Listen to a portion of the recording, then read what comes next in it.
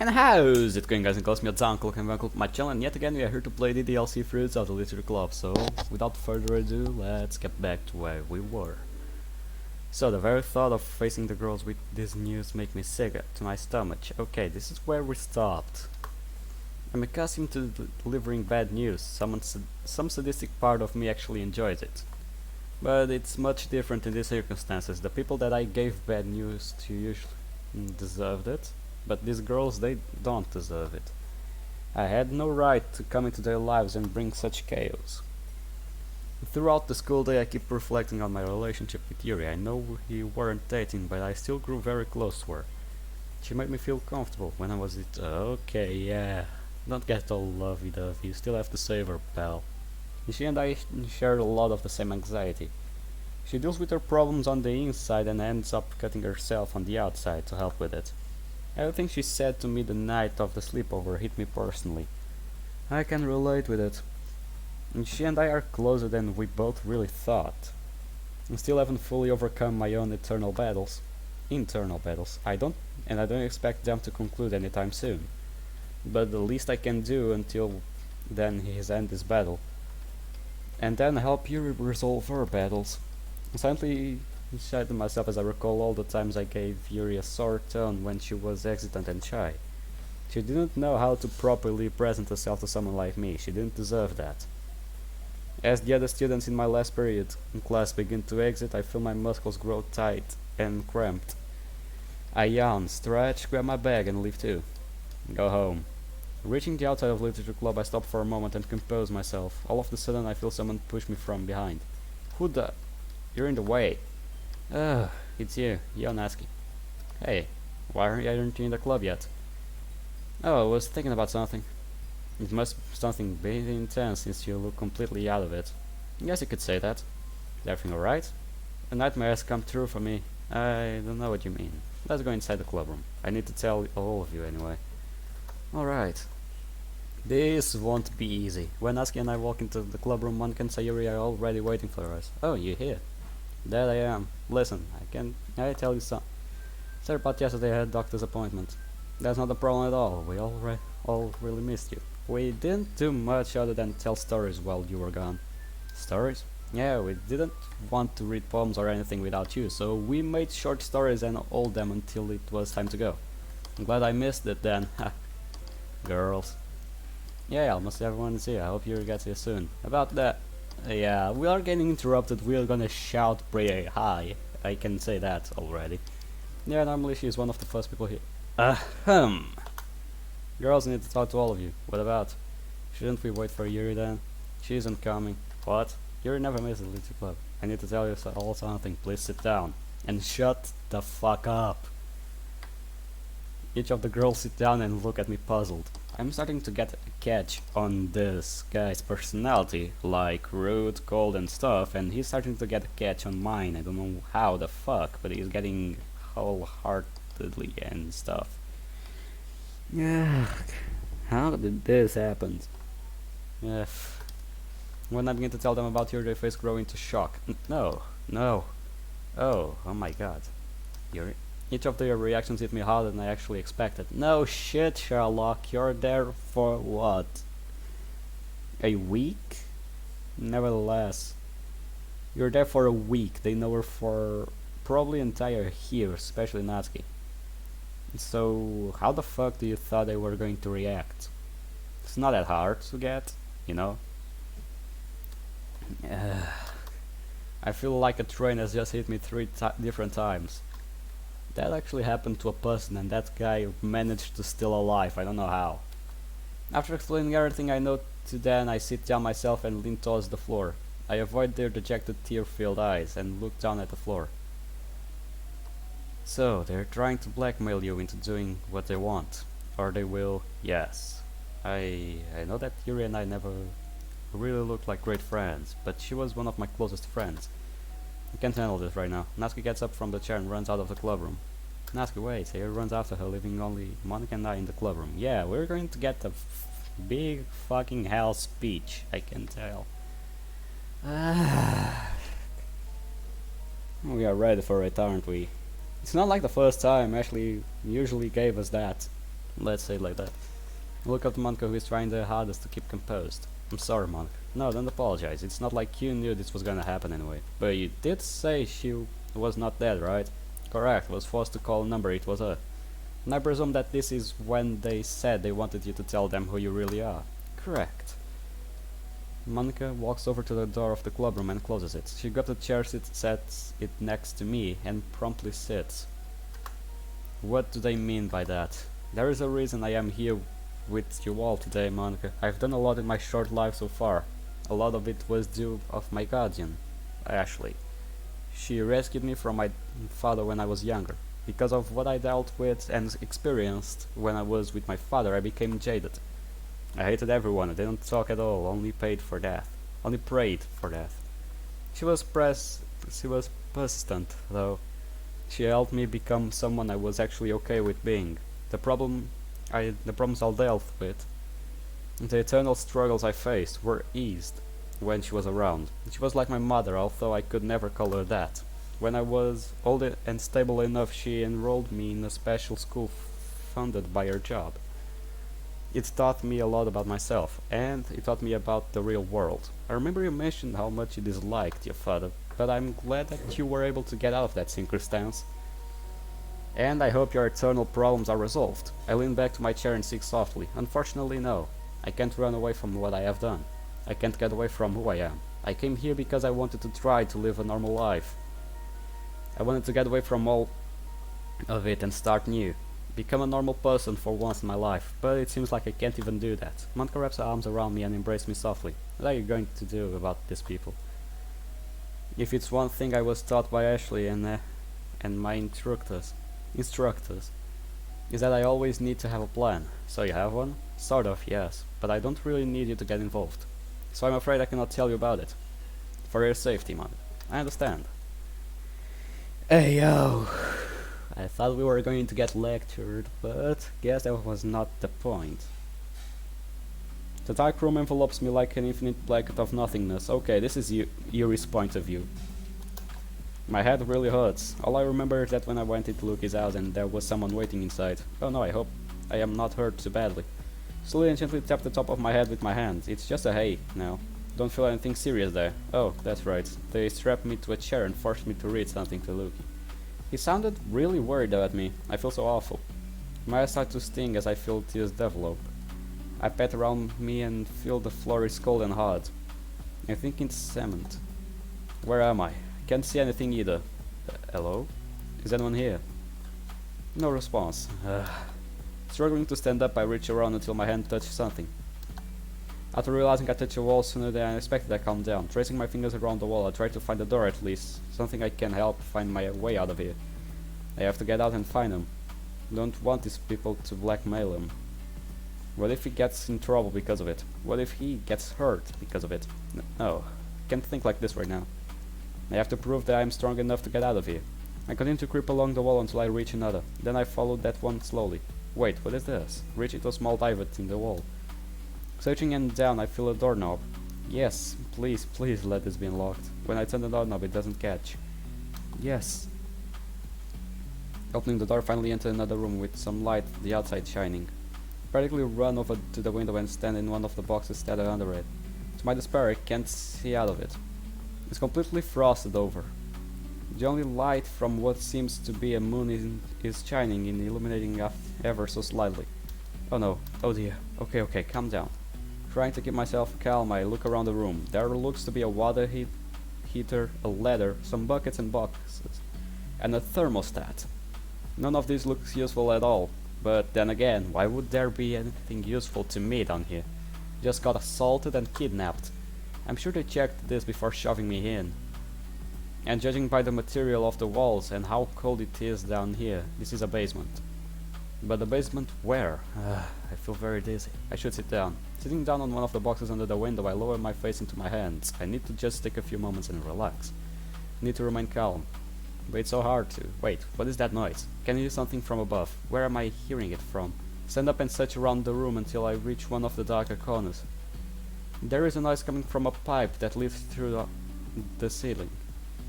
It sounds like someone is talking, but I can't quite reach the pipe to hear. But that gives me an idea. I grab one of the boxes under the window, drag it over the corner and stand on it. Perfect, now I can rest my heel close to the pipe. Exactly, so once the guy goes into the room, some crazy bitch starts waving a knife around. The hell, right? So he ends up cutting a few times before the bitch just drops dead. Randomly, she just keels over. Dude, you need to stop watching those channels. They're making you into some weirdo. Fuck off, I'm perfectly normal. Anyway, man, what are we supposed to doing with that girl today? Not sure, I guess the guys are just waiting for the kid to move. They really think he's going to take the bait? What other choice does he have? We have him over a barrel. And soon I will have that girl over one too. Oh, come on, man, don't do that to the girl. She already has enough on her plate as it is. Don't get soft on me. I have her on her knees. Not literally, yet. Don't tell me that this is a guy that actually is in love with Yuri and we got fucked over because of it. Are you really into that shit, pal? Come on. Don't give me that shit. Whatever, man, I'm not taking the part in that shit. I have morals, you know. Morals? Look at what we are doing. You still think you have morals? Yup. Fine. I'll wait until the kid makes his move. When is that? No idea. So you're just gonna sit here and watch TV? You got a problem with that? Nah, not really. I'll get a few beers. I want an ale, not a larger this time. You uncultured cunt. They're the same thing! My god, so they're keeping me here and baiting Lucky in. I have to find a way out quickly. That's not gonna happen anytime soon. We're gonna get catch. Probably doing some things that they shouldn't. But hey, relax. Maybe things won't be so bad. Living in a little cubicle could be worse, it could be that. If Lucky gets hurt trying to save me, I might lose it. Don't think I could take it. I start to shake from fear slightly as I look around the room once more. How exactly am I gonna get out of here? An idea popping into my head. I climb on one of the boxes and press against the window. I learned that different of plastic glass. A regular glass is one of my books. If I press the plastic glass hard enough, it should bend. Pressing my index finger against it, it doesn't budge, and the glass quickly fogs up around my finger. It's regular glass. If I break it, I could cut myself really badly, and I have no idea where I am. I could be miles from a hospital. Plus, it wouldn't be good for me if they caught me breaking out. Despair and slight undertone of hatred begin to develop in my stomach. I just want to go home. Don't even know if I would be welcome back to the literature club. Well, you would. I always felt as if I was a burden on everyone. Just want to be accepted. Natsuki, Monica, Sayuri. They've become my friends, but even after one father told me I wasn't normal, I always felt like my friends were never really my friends. When Lucky joined the club, he began to help me feel differently. He said he related to me in a lot of the same ways I feel. It made me comfortable, but the other girls I don't know if they understand. Monica sat me down and talked to me about how I would cut myself. I told her that I would try my best to stop it, but I couldn't hold true to that. When Lucky started attending the club, I felt all of my old resolve melt away. It's almost as if I was a girl who was experiencing her first crush all over again. Whenever he was near, I couldn't look at him directly. Well, I don't know.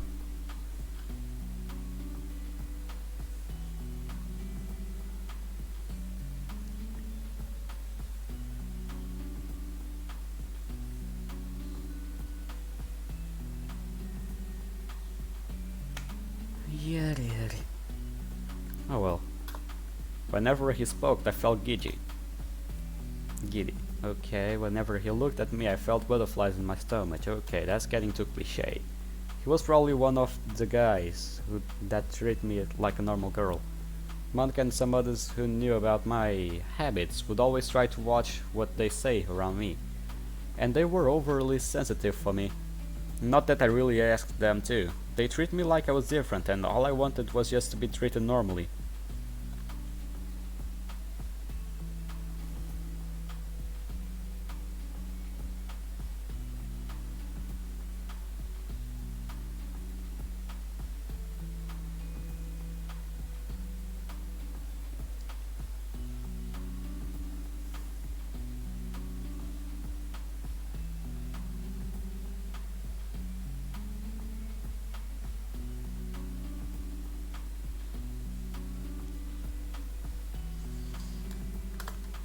Lucky was the only person that treated me if he would others.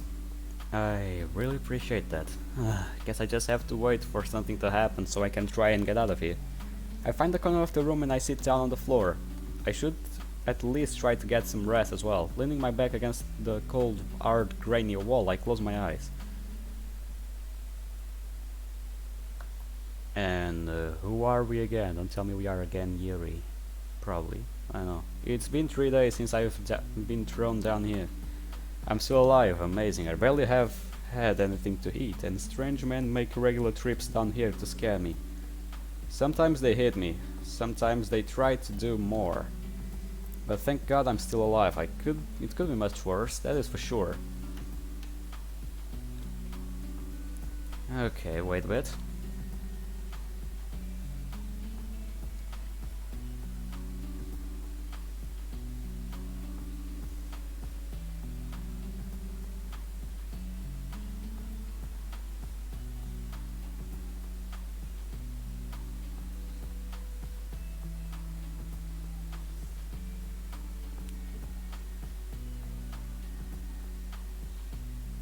Wait.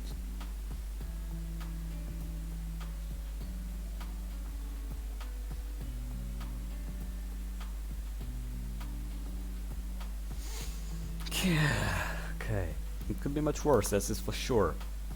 It isn't super cold at night, so sleeping on the floor isn't too bad. My sweater, which is still intact, surprisingly helps a lot. Last night I took it off and used it as a cushion for my head. The difference was amazing. Sitting down on one of the boxes again, I begin to wait for my plan to start. Correct.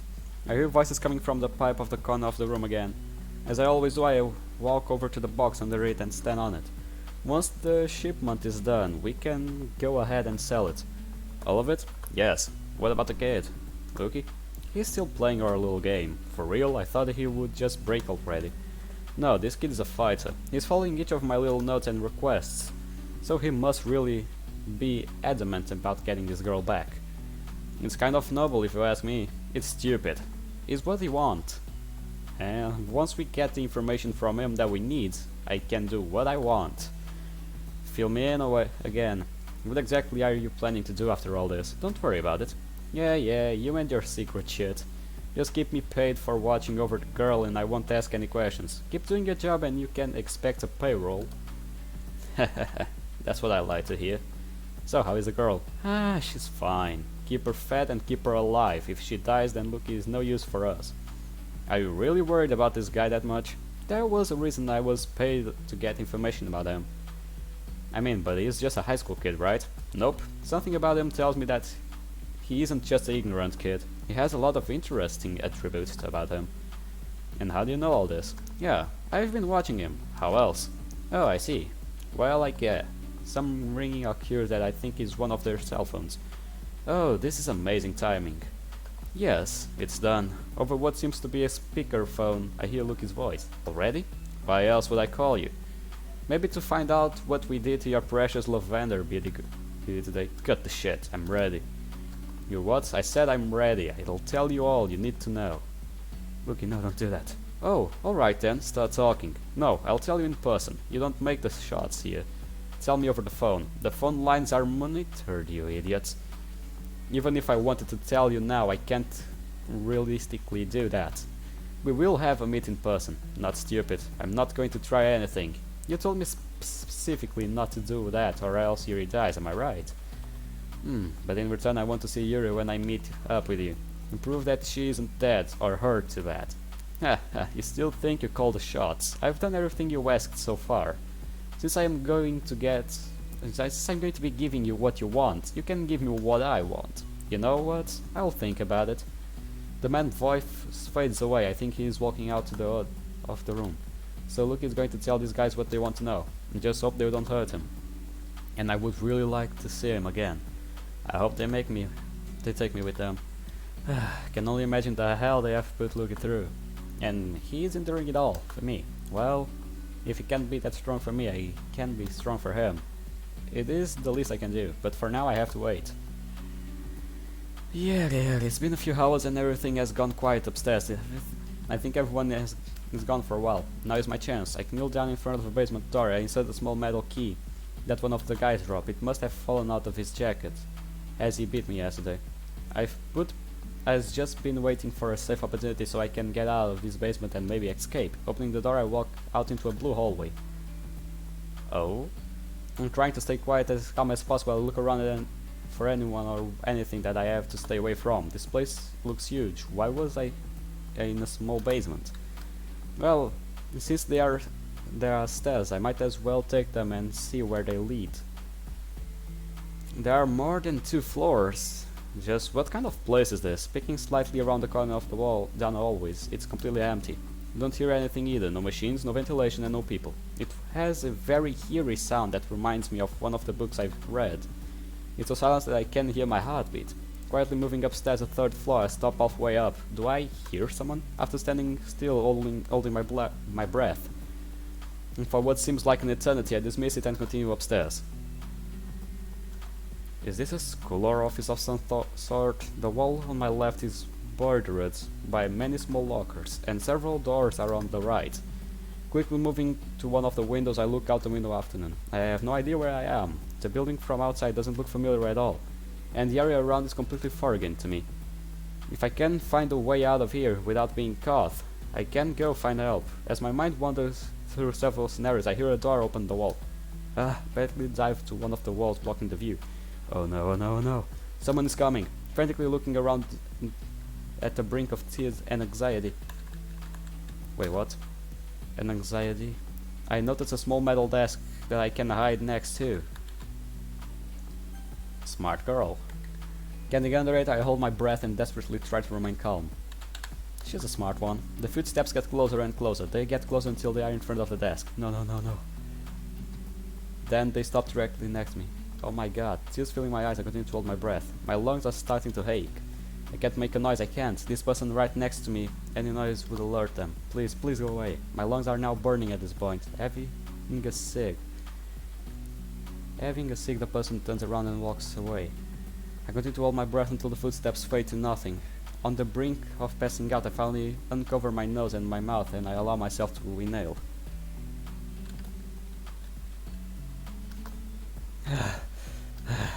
That was too close. I'm going to get out of here. I should be more careful. But after all that, I should probably get back to the basement and hide the key again. If they try to check on me, I'm not there. It would spell out something bad, very bad for me.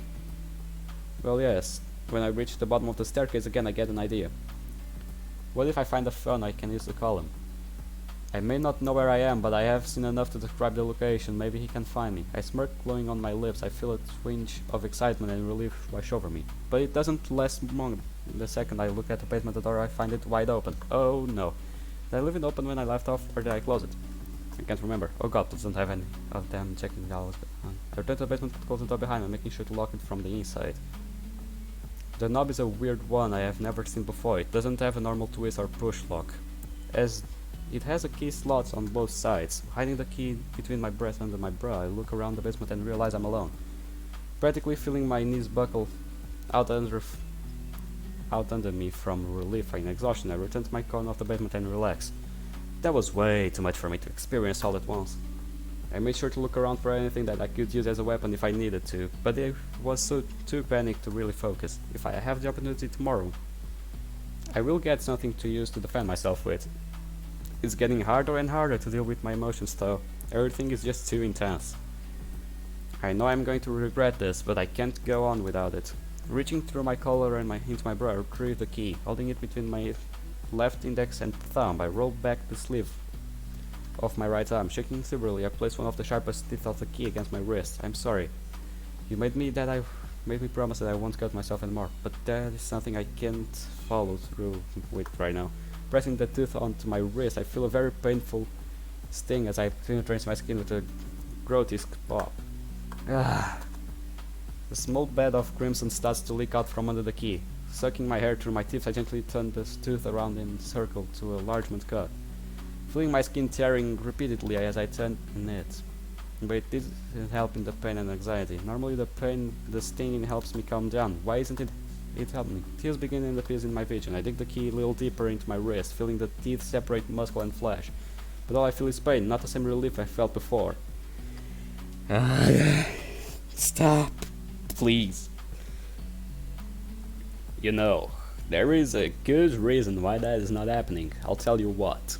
You see, young girl, when you cut yourself, when you cut yourself earlier, you didn't had someone to take care of you. So you just felt right about it, and that is the relief you got. But now that you have someone to take care of you, and you promised something to him that you wouldn't, like, cut yourself again, it's not relief that you feel, it's just pain. And it turns into emotional pain because you're breaking a promise to something, someone special. So you won't feel any relief out of that, you'll just feel pain. That's what it is. It doesn't make any of my anxiety go away. Why isn't it happening? This is a nightmare. I need to go deeper. I will help it go. It will help if it go deeper. My emotions start to run rag in my mind. Don't cut yourself, this isn't right. Do it. No one cares anyway. You promised him you wouldn't. He's going to die anyway, like you. Just keep holding on to hope. You are better than this. He probably hates you anyway for putting him through this. He cares about you. That is why he's trying to fight you. Completely anxiety taking over. I lower my head and sob quietly. Take the key out of your wrist. What would you say if you were here? You idiot. Did I not tell you to do that? Draw on yourself if you ever feel you need to cut. I'm not giving up on you. Don't give up on yourself either. I'll be damned if I have to bandage you up again. Snapping out of my stupor, I look around. To my complete and utter disappointment, I'm still alone. But he's right. Can't just keep cutting myself. Can't give up. If I keep it in mind, then I try to draw myself, it may help. But there is no pen around here. Realizing I have little to no options left, I take the tooth of the key in my rhyme and use it as a quill. My blood as the ink.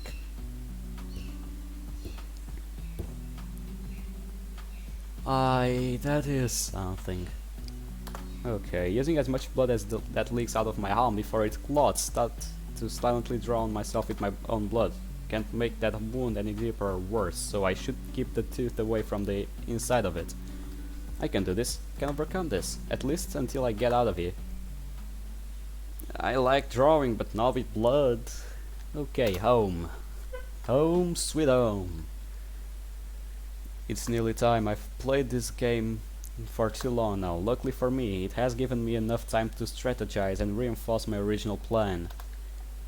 And I am out of my patience. I haven't heard anything about Yuri lately, and that is what worries me. If she's seriously hurt or worse, like hell they are going to get information out of me. I'll do whatever is necessary to get Yuri out of this.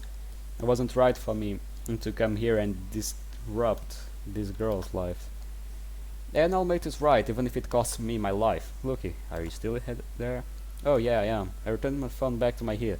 Sorry, I spaced out for a moment. So what exactly are you planning to do? They think I'm going to tell them everything they want in return for Yuri. You're not going to? Do you think I'm stupid, Monica? I'll tell them I can forget about saving Yuri and begin running. Because at that point they won't be my concern. See? I see, your job, right? Mm-hmm. Monica says over the phone, revealing the stress she is under. It sort of irritates me because I'm under more stress than her right now. But I suppress any disrespect to her, since I can understand she has her own worries as well. Yeah, you can never think that your pain is worse than any other people's pain, because they are not like robots or ghosts. They have feelings, pain and stuff as well. They have their own worries and pain. So yeah, you cannot be like Nagato that thinks that he has all the pain in the world and no one else holds pain. Everyone has pain. Either way, let's go. The Literature Club has been extremely heartbroken over Yuri's circumstances. Me being offhand on attending hasn't helped yet, but I can't really attend when I'm running these ridiculous errands these idiots are asking me of. Listen, I need to be going by now. Please stay safe. No promises. I'm getting Yuri out of this no matter how dangerous to me it is. I want you to come back to the club. Can you promise me that at least? No. Goodbye, Monica. Stay safe. I end the call just as she tries to stop me. I'm sorry, Monica. I can't afford to make promises I know I can't keep. There is a big circumstance I'm outnumbered tonight. there is an even bigger chance I'm going to need to fight, which reminds me it's time for me to prepare. Get a gun.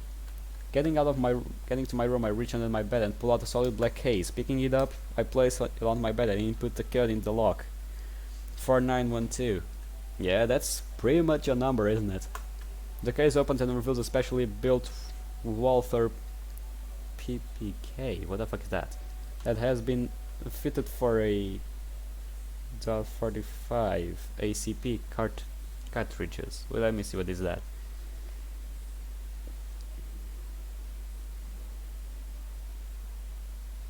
Oh, dude, that gun is... the fuck? Nah, man. That gun is shit.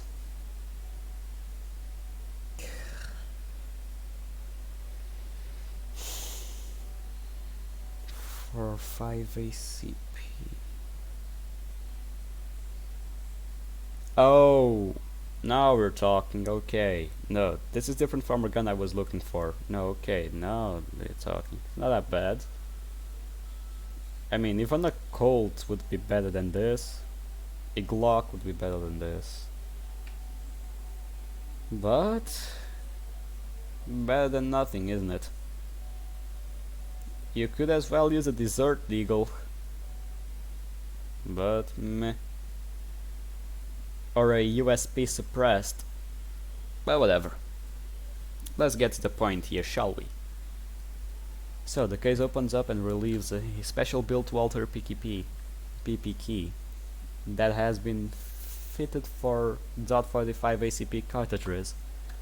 This is not my handgun of choice, but it's useful in more ways than one. The serial numbers has been altered to prevent from being traced to any specific origin. If anything happens to me due to how common it is coupled with the modified serial numbers, and identity of where I got it or who I am will be useless. Grabbing the handgun, I slide it in one of the several magazines stored in the case. Take the remaining magazines and slide them into the sides of my belt. This will make the fact that I have a concealed weapon more covert. But the handgun in my belt line has the small of my back and lock the case. It's time. Let's go. Forrest? Really?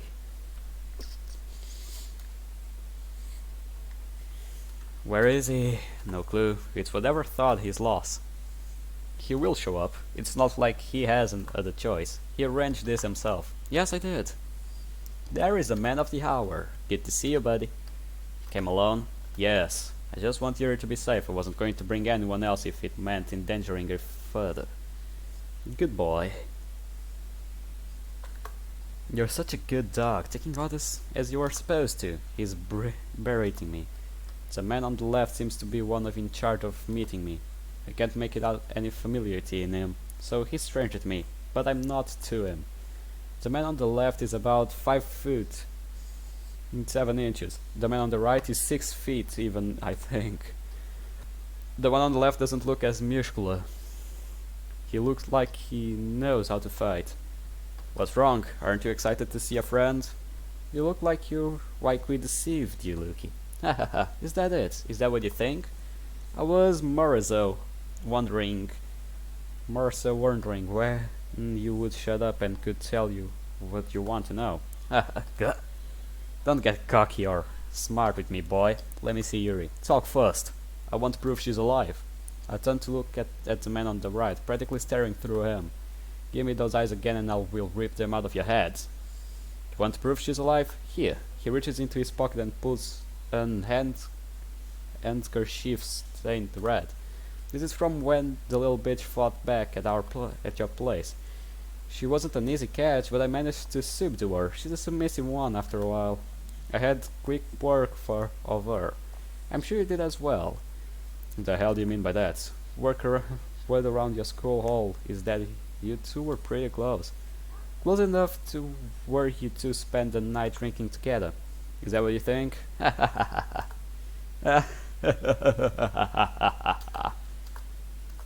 Oh my god, you're hilarious. Is that the entire reason you lied to me about bringing her here? Wait, you know? Do you know who I am? Do you know what I am? I'm the Grim Reaper. You guys are doomed. The man on the right takes a step back. Perfect. Intimidation factor has been placed. But the man on the left seems unfazed. You're more intelligent and perspective than we thought. Mind spilling some beans now before we spill yours? Taking a step closer to them, I smirk slightly and open my arms, effectively revealing them I have nothing to defend myself with. Ask away. Where did you become a tactful? I learned from the woman and older woman in my life. And who were? Let's see, your mother, and in your bed. That was good. I didn't expect that type of joke from you. Maybe after all you do have some sense of humor. Now give me a straight answer. Learned from a woman named Ashley Sigmund. I can't answer the location because there is no specific one. I've been trained over several countries and by several people. Oh, interesting. Now you're quite the talk of a mastery around your school. What do you do for your job, perhaps? I'm a janitor. A janitor? You've got to be kidding me. You can't come up with anything else than that. If you don't believe me, I'll show you my business card. I'm intrigued, but I think I will do the honors. The man on the right slowly walks behind me and grabs both of my arms. Don't resist. Wrapping one of his large hands around both of my wrists, he tightens his grip and restricts me from being able to move my arms. Right pocket's in the wallet, third sleeve on the left. You're pretty organized, aren't you? Listen, man, I can't... Listen, if a man can tell you what he has in his wallet at all times, he isn't a man. The big oaf behind me clumsily reaches my right pocket and grabs my wallet. Examining it, he finds a sleeve I described and grabs one of the many cards I have. What? No way. What is this? I lower my head and give the man one left a shaky smirk. He is telling the truth. He has a card and it looks legit. Hey, Godzilla, mind loosening your grip a little bit there? You're kind of squeezing too tight. Shut up. Like I give a damn if you're in a little discomfort. He begins to squeeze tighter. Perfect. I try to struggle slightly by pushing a bit of my own force against his body. He reacts by kicking me on the side of my knees and bringing me down to both. Ugh! Stop struggling, little prick. The other man walks closer to me. So tell me, janitor boy, how does a kid like you possess such skills and only land a janitorial job? My plan was to join military someday. I wanted it to be after I graduated high school. Interesting. Now, you see, this doesn't add up. Your personal record from Island Bay tells me much differently. What? How in the hell did he get my record from my whole school? Oh, I see you're surprised by that. It isn't hard to look up literally anyone when you have connections. And we have more than you will ever believe. Yeah, same here. Stiffening my muscles, I slam my head back onto the groin of the guy holding me down. He reacts by releasing his grip on my arms and me buckling over. Standing up quickly, I swing my toes of the right elbow counterclockwise and make contact with the side of his head. Crashing onto the ground behind me, I look towards the big cheese in front of me. So you've been playing us the entire time. You're good, aren't you, Luki? And you're not. Try to walk towards him, but the guy behind me wraps his hand around my foot, catching me off guard and restricting me from going any further. Get off me, parasite! Get back here! You're not going anywhere, boy.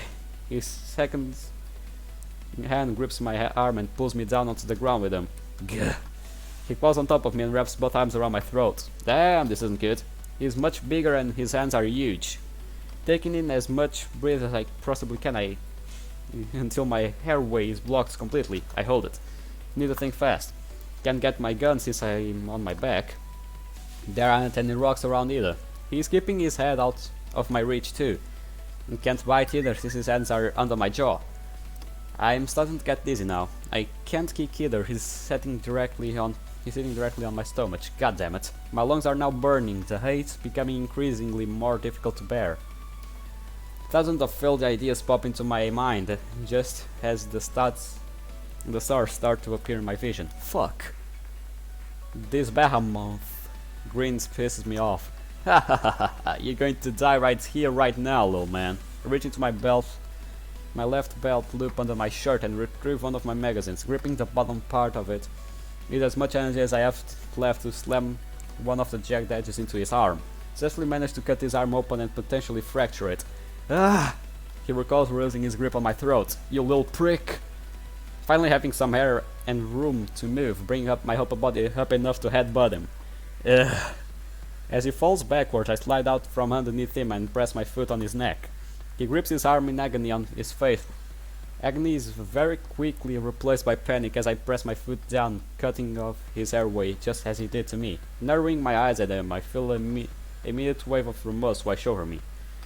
Don't kill him. He isn't worth it. No, I can't let him live.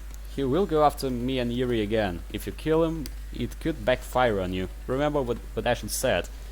No, I can't hesitate this time. I will not fail this time. I need to save Yuri. This is just one of the consequences. I will have to live with until it's over. Oh.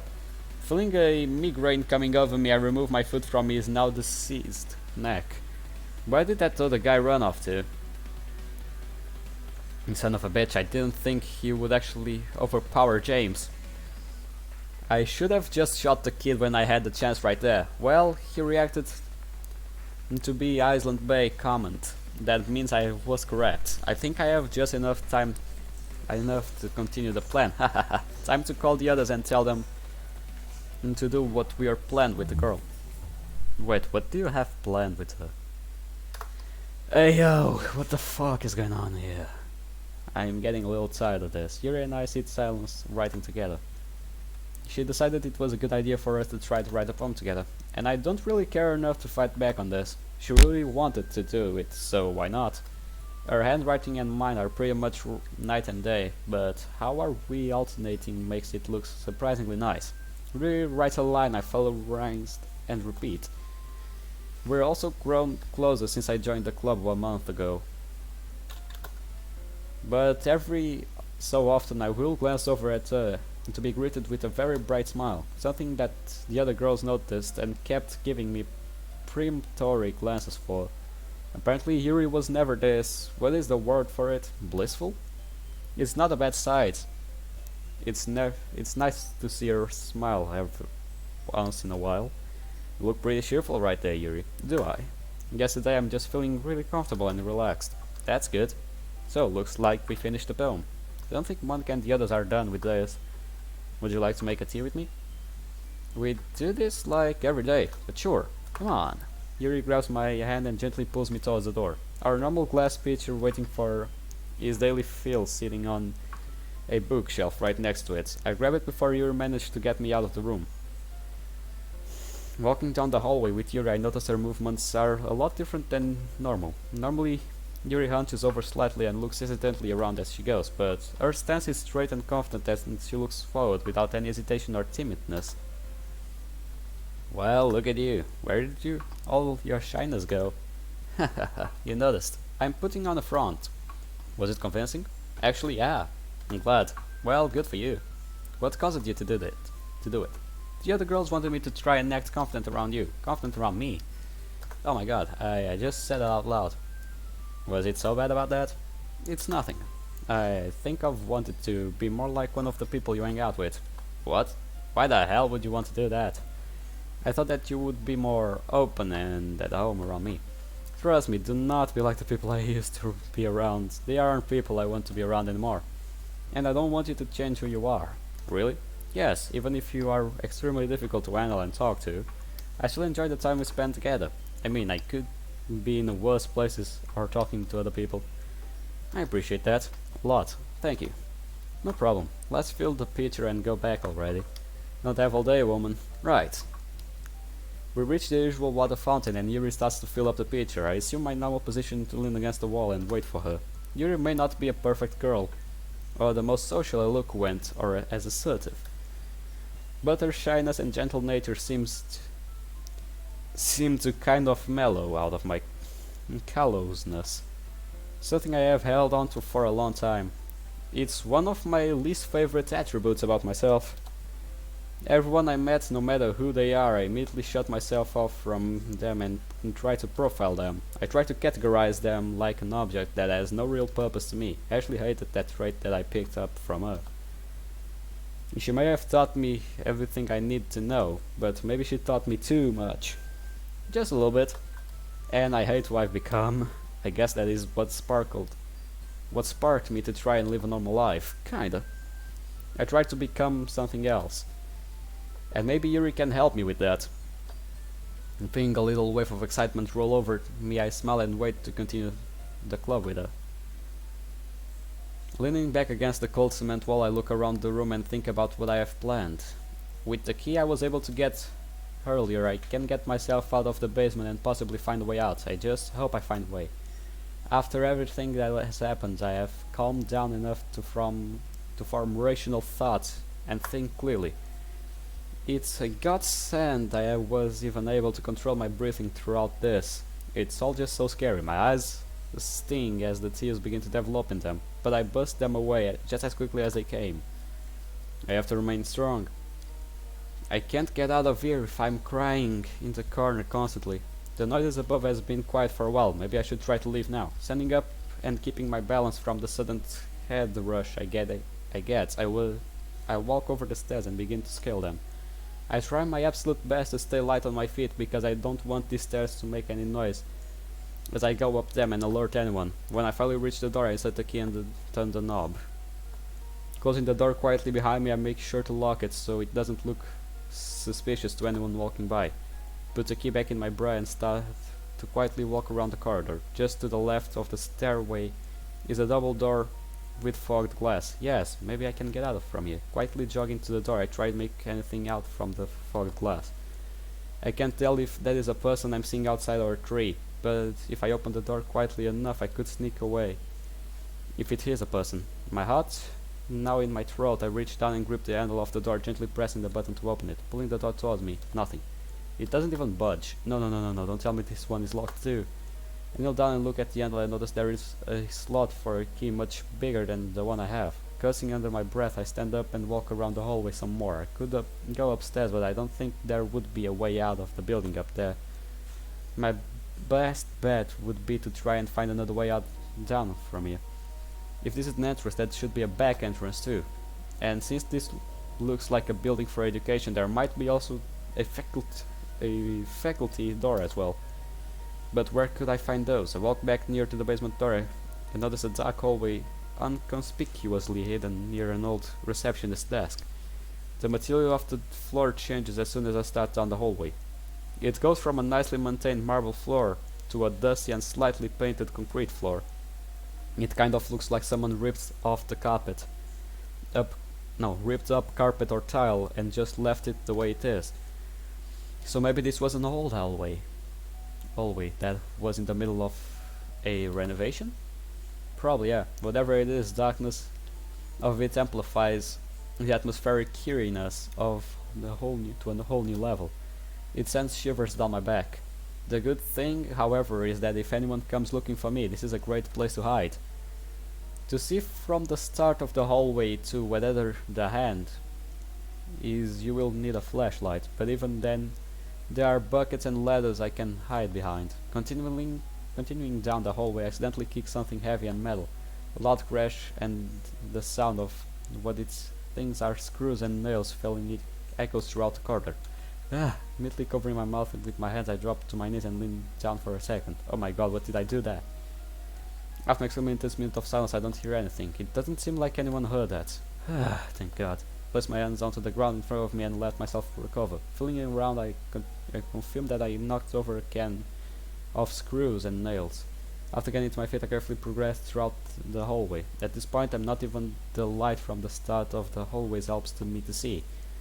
Just going by instinct and intuition, pressing the walls as I go, I feel around to make sure I don't knock anything over again. Eventually, I don't feel the walls anymore, and sense that I'm in the actual room now. The floor still feels the same as it did when I was going down the hallway, so I assume this room was being renovated as well. I managed to find one of the walls and trace my hands across it until I come across a shelf. It feels barren aside from what feels to be a cardboard tube here and there, but then my hands touch something sharp that makes me recoil slightly. A blade? Carefully grabbing it and feeling around the item in my hands, I recognize it's a box cutter. But the blade is still extended, so I withdraw it in any case and tuck it into the side of my pants. Alright, time to find that door. A new sense of confidence burns within. I keep feeling around the room until I feel hinges of a door. Yes! find the handle and try to open the door. The knob turns, but the actual door doesn't budge. Damn it. Gently kicking the door in frustration, I feel something wedged at the bottom of it. Kneeling down, I touch it with my fingers and feel it be a rubber door edge. Dad would use this for the garbage door all the time, but is what is keeping it from opening. Reaching down and getting grip on it, I try to pull the wedge out, but it doesn't move. Come on. I sit down and place my feet against the door and try to use leverage to pull the wedge out, but still nothing. Give the wedge one last tug with all of my strength, and the wedge pops out. The sudden release of force throws me backward onto my butt. Okay, yes. I stand back up and dust myself off, even though I can't see, and try the door one more time. It opens and a gust of air flies into the room with me. Again, the room behind the door is dark, but I can see a small lit up exit sign that points down another hallway. I venture down the hallway once more until a pair of hands grab me from behind. What do we have here? One of the hands wrap around my mouth and stop me from screaming. I try to shake and fight back as much as I can, but the person is just too strong. He wrestles me to the ground, pressing my head against the concrete. Now, how did you get out of there? I know I heard something earlier. However, the bosses don't know that I found you yet. I can still have my fun with you. A wave of nausea hits me like a truck when I realize what those words mean. I kick and shake as hard as I can to get free, but it's no avail. He gets to my mouth and immediately screams for help. Gah, you little bitch, you're going to alert them. Something hits my head really hard and stuns me. I can barely fight back anymore. I just feel myself weakened enough to go limp. The hell was that? Another man walks into the room with a flashlight. Oh my god, you idiot! What the hell are you doing? The boss said to not touch the girl until we were given the fucking notice. The guy gets pulled off me and the flashlight shines directly into my face. What did you do to her? I had to knock her out. You're an idiot. Help me get her back to the basement. Both of the men drop me onto the cold concrete floor of the basement and start to walk away. How in the hell did she even get out? James probably left the door unlocked like a dumbass again. He was probably planning on something else with the girl behind our backs, like you just tried. You try a stunt like that again and you're fucked. Alright, fine. My head. I was so close to getting out, but thank God the other guy showed up when he did. If not, my butt shudders at the thought. These people are sick and they all need to go to a mental hospital. Well, you will do too after all you're getting into. Just want to go home. Yeah, hell, I guess we all do. But it's not like that. It's not that easy, you know. I don't want to be here anymore. Crawling back over the corner of the basement where I rest, I lie my head against the wall and cry quietly. Oh, we're gonna get that bastard right now. We're gonna kill him. Oh, okay, so we are now getting to the flashbacks again. So, how do you think he'll do? He will pass, I'm sure of it.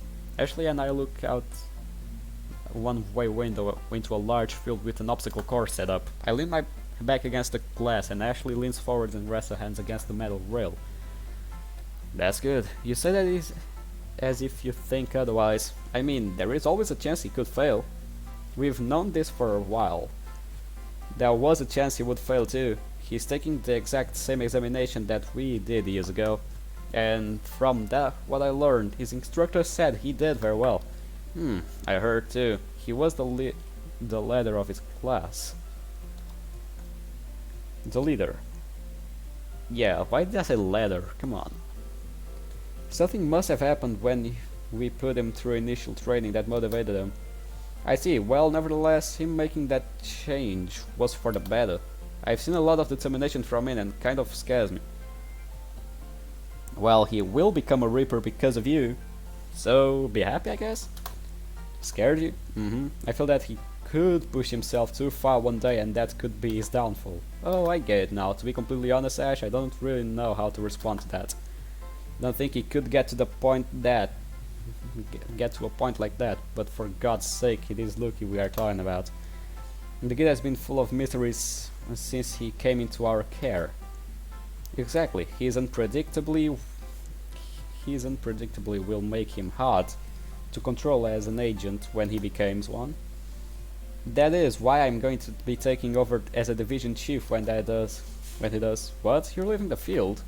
I have to. He will need someone who can control him properly. Damn, Ash. Don't think I would have ever heard that Ashley would leave the field of our division chief. She's a super hands-on woman and not having her directly in operations will take some adjustment. Well, yeah. And admin is okay with that.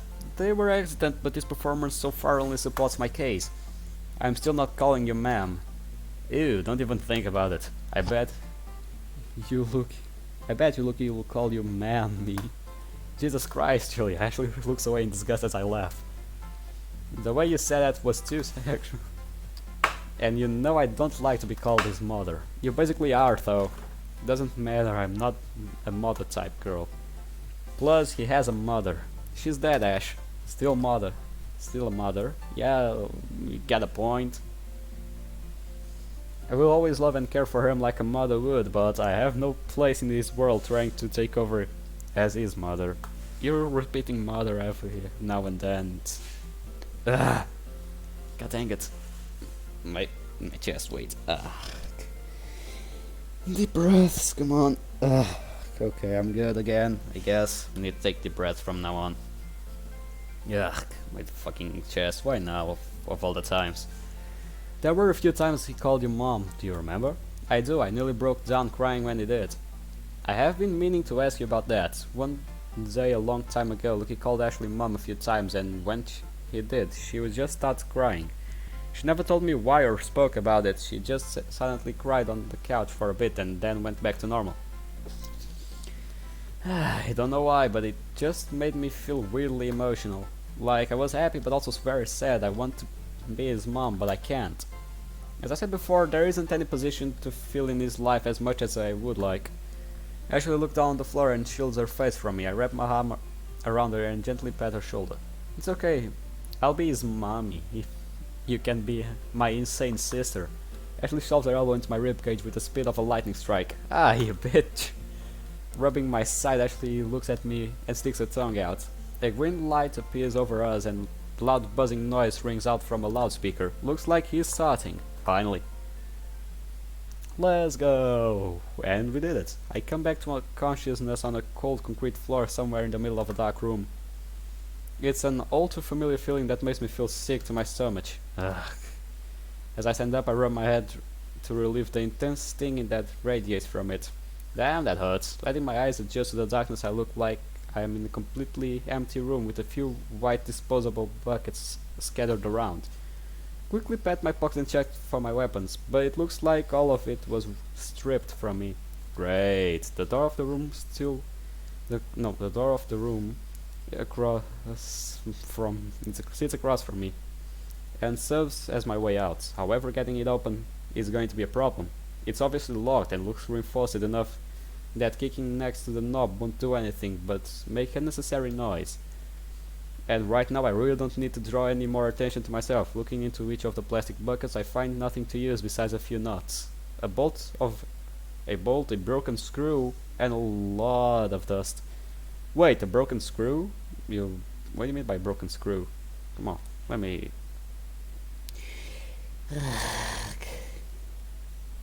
You don't need to be a bitch about it, you know.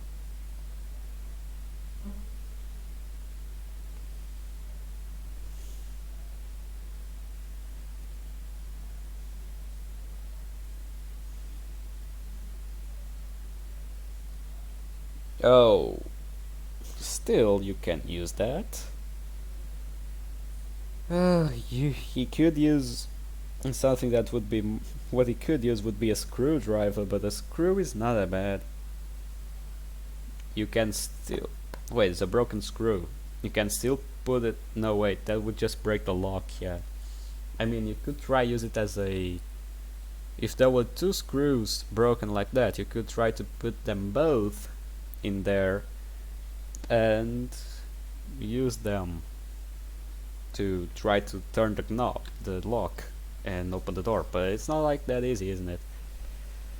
A bolt, okay, a screw and a lot of dust. The labels on the buckets have been scrapped off and now only leave the white traces of adhesive behind. Maybe I can use one of these to my advantage. Inspecting each of the buckets, I find one that is cracked on the side. Perfect. I take both of my hands and pry the buckets apart silently, creating a large jagged edges as it cracks. Each time it cracks, it creates a lot of noise, so my eyes stay glued to the door. Finally breaking it down enough, I slam my left foot against the ground on top of the bucket, breaking it into manageable pieces. Sculling through them, I find a good-sized piece that is sharp enough to use as a self-defense weapon, as I put the piece of plastic between my belt and my pants for makeshift sheets. The doorknob starts to shake. Instinctively, I quite get the right side of the door and hug the corner, so anyone looking in won't be able to see me. What is that the hell? Where did he go? As he steps in, I wrap one of my arms around his throat and get him into a chokehold. Ugh. Pull him inside of the room further and kick the back of his knees to stumble him. Once he drops to his knees, I lean down and continue to strangle him. As his eyes starts to roll back into his head, I give him some room to breathe. What the fuck? I tighten my grip and start to restrict his airflow one more time. Where is Yuri? I'm not telling you. You sure you want to do that? His eye starts to roll back into his head again and he begins to go limp, but once again I allow him to breathe and come back to consciousness before strangling him more. I can do this for a long time. Monster. He tries to swing upward and hit me but misses. I'm going to ask you one last time. Where is Yuri? I'm gonna kill. He goes silent and loses consciousness. You're just going to make me waste time until your buddies come to check on you? Not even going to waste my time killing you. I release my grip on the man and let him fall to the floor. Might as well leave him here. He won't be able to get out from here inside anyway. But let's take his keys. I'm going to need them. I bend down and take his keys off him and close the door behind me outside. Taking a moment to look through the keys, I find the correct one and lock the guy inside. The hallway I'm in is almost as dark as the room, but with a small window that lets them in moonlight. The floor looks like it has been torn apart and is raw. Perhaps it was a tile floor before. Whatever the floor is the least of my concern. Well, yeah, you got a point. I need to find out where I am and if Yuri is here. Going through the hallway, I reach the door that looks like it was bolted shut. Looks like I'm not getting through here. Next to the door is a moderated sized window. How far am I from the ground? Looking down from the window, there is a small drop, but enough to determine that I am on the first floor of whatever building I'm in. Tapping on the window, it sounds like it could break easily. The cleaning on the outside looks like it could make a good escape route. But it isn't like I could just punch the glass and break it enough to get out. That's not only going to make a lot of noise, but it's going to shred the hell out of my arm. I'm gonna need something to cover my hand and forearm if I'm going to break it. Or you could think of a logical way to do that instead of breaking. You can push the edges of the glass. Nothing is too strong to hold, so if you push the edges, eventually it will make the fucking window, like the glass, start to move. If you can move it and throw it away from the glass, from the window itself, that will give you a least noising way of getting out. Or you could just try to get the fucking window out of there like a normal person would, without getting noisy, or try to find the door, or try to open that fucking door. Oh well. After a few minutes of searching for anything suitable, I find a small patch of felt fabric. Okay. I place it next to the window and keep going on down the opposite end of the hallway. Pacing through the hallway, I read another room that bends to my left. Following the leads me to lit up reception area. Before showing myself to the area, I peek around the corner and look for any cameras. Doesn't look like there are any that I can see. Finally stepping into the area, I see an overturned desk of some papers strewn on the floor. There was a struggle here. But who was involved on when this was our two things that were giving me a bad feeling. Quietly moving towards the desk, I noticed there are small drops of blood spattered across the surface. And it's still liquid, so it hasn't been long enough for it to dry. But it doesn't look as bright as fresh blood. There is no blood trail, so I can't tell whoever was hurt. But the papers have shoe prints on them, but they look around the same size as mine. If the paper weren't moved since their altercation, it looks as if they were heads upstairs. Down the hall to my right, there is a door with a light inside it.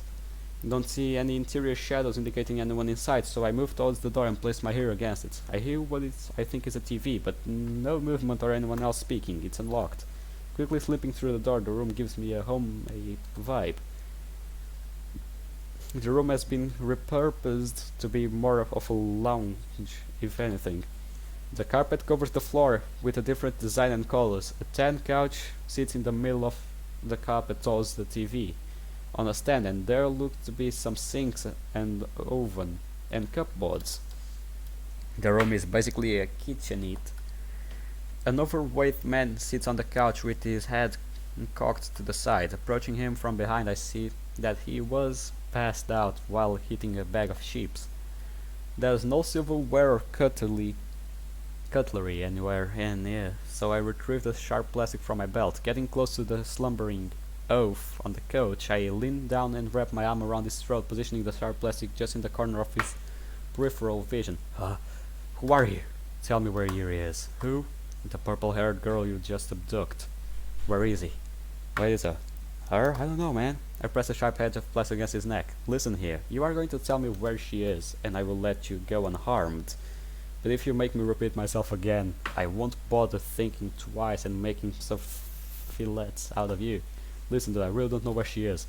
You don't? Then what's with the overturned desk and blood out in the main hall outside? He gulps and starts to sweat. I don't know, man. I'm only here to make sure no one trespasses. Looks like you failed. But maybe you can redeem yourself by telling me what I want to know. I said I don't know where the girl is. Then tell me where I am. What? Press my makeshift knife and his neck with more pressure now, just barely able to break skin. We're at old State Field University building. And why are we here? It's easier to do what we do here. And that is just whatever we are asked, man. Sometimes we sell things to people, sometimes we distribute something, we sell or out space or storage.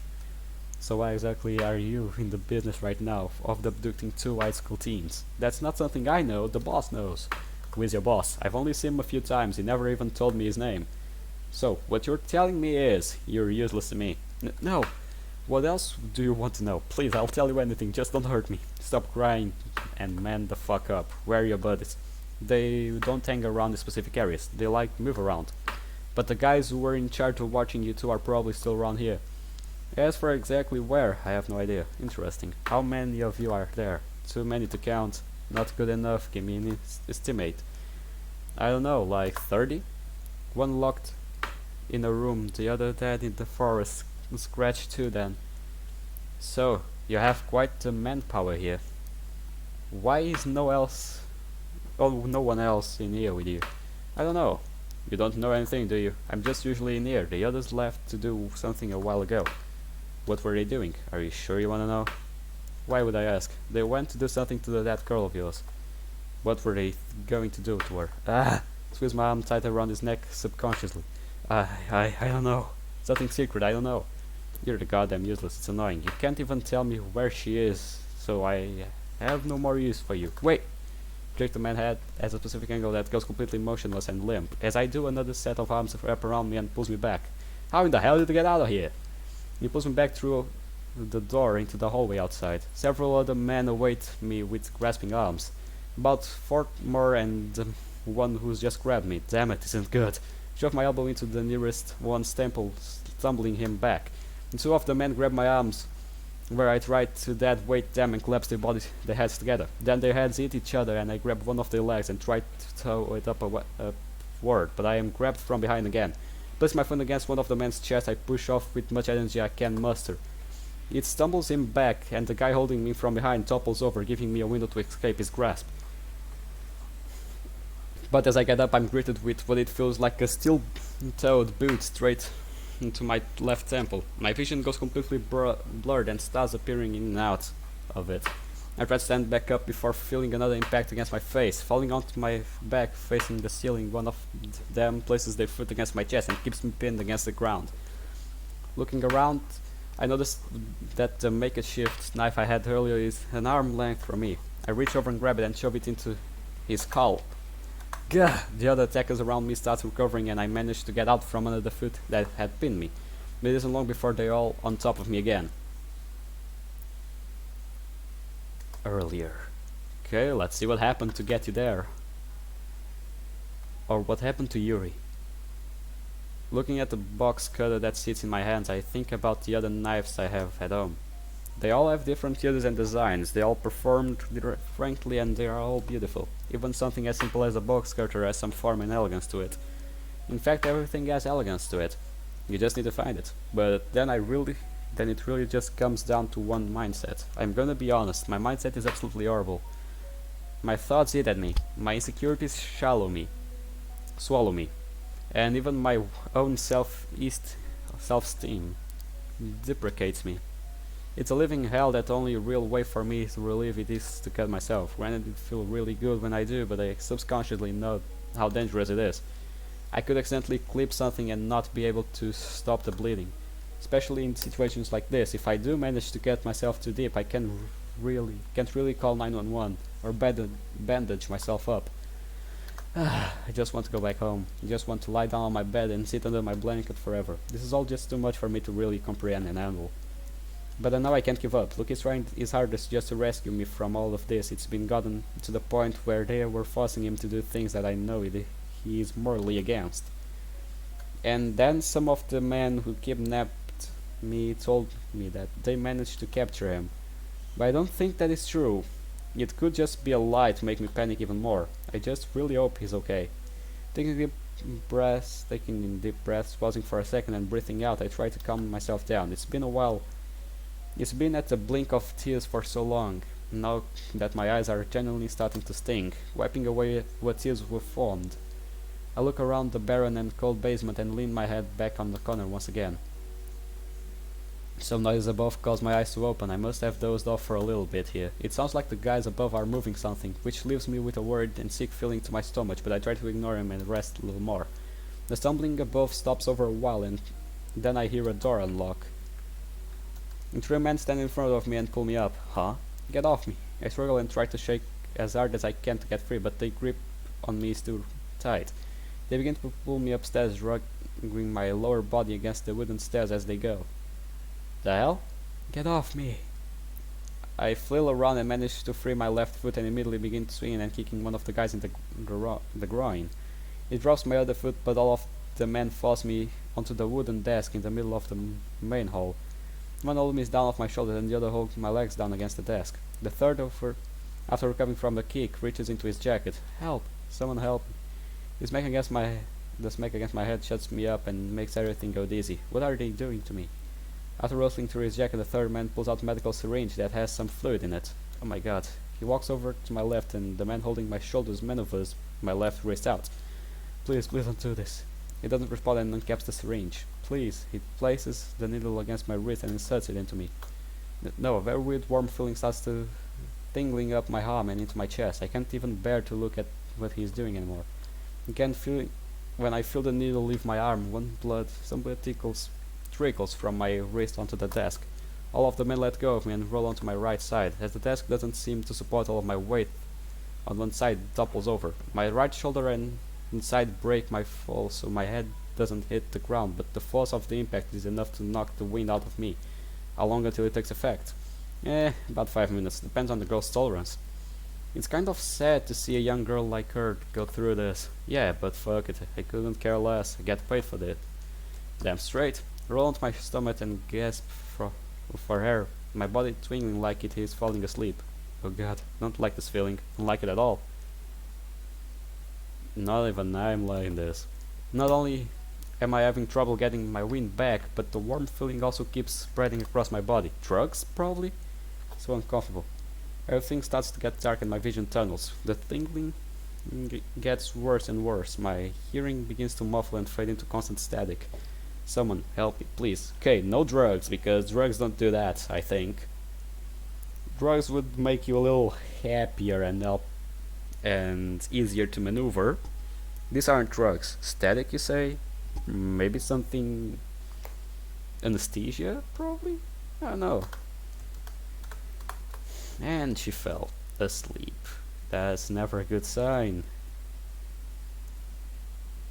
I lean forward onto the railing and look out into the water. Ashley stands off to my left, peering out in the same lake as I. It has been awfully quiet lately, and it's concerned me. It's been a little while since I was made an agent, and ever since then she has acted completely different around me. She acts differently around me. It brings back an all too familiar feeling from the past, one that doesn't sit well into my stomach and makes me slightly nauseous. And it isn't like I can really open up to Ashley about it either. I was trained to harbor any insecurities or emotional feelings I have. Come on, she's like a martyr. No one needs to hear or see that I have feelings. It makes me more efficient of an agent. She's your mother, though. I do what I need to do, regardless of consequences or of my own moral influence. But as a side effect, I feel like I've grown away from Ashley. Either than that, or she has grown away from me. Nevertheless, it makes me a little disheartened.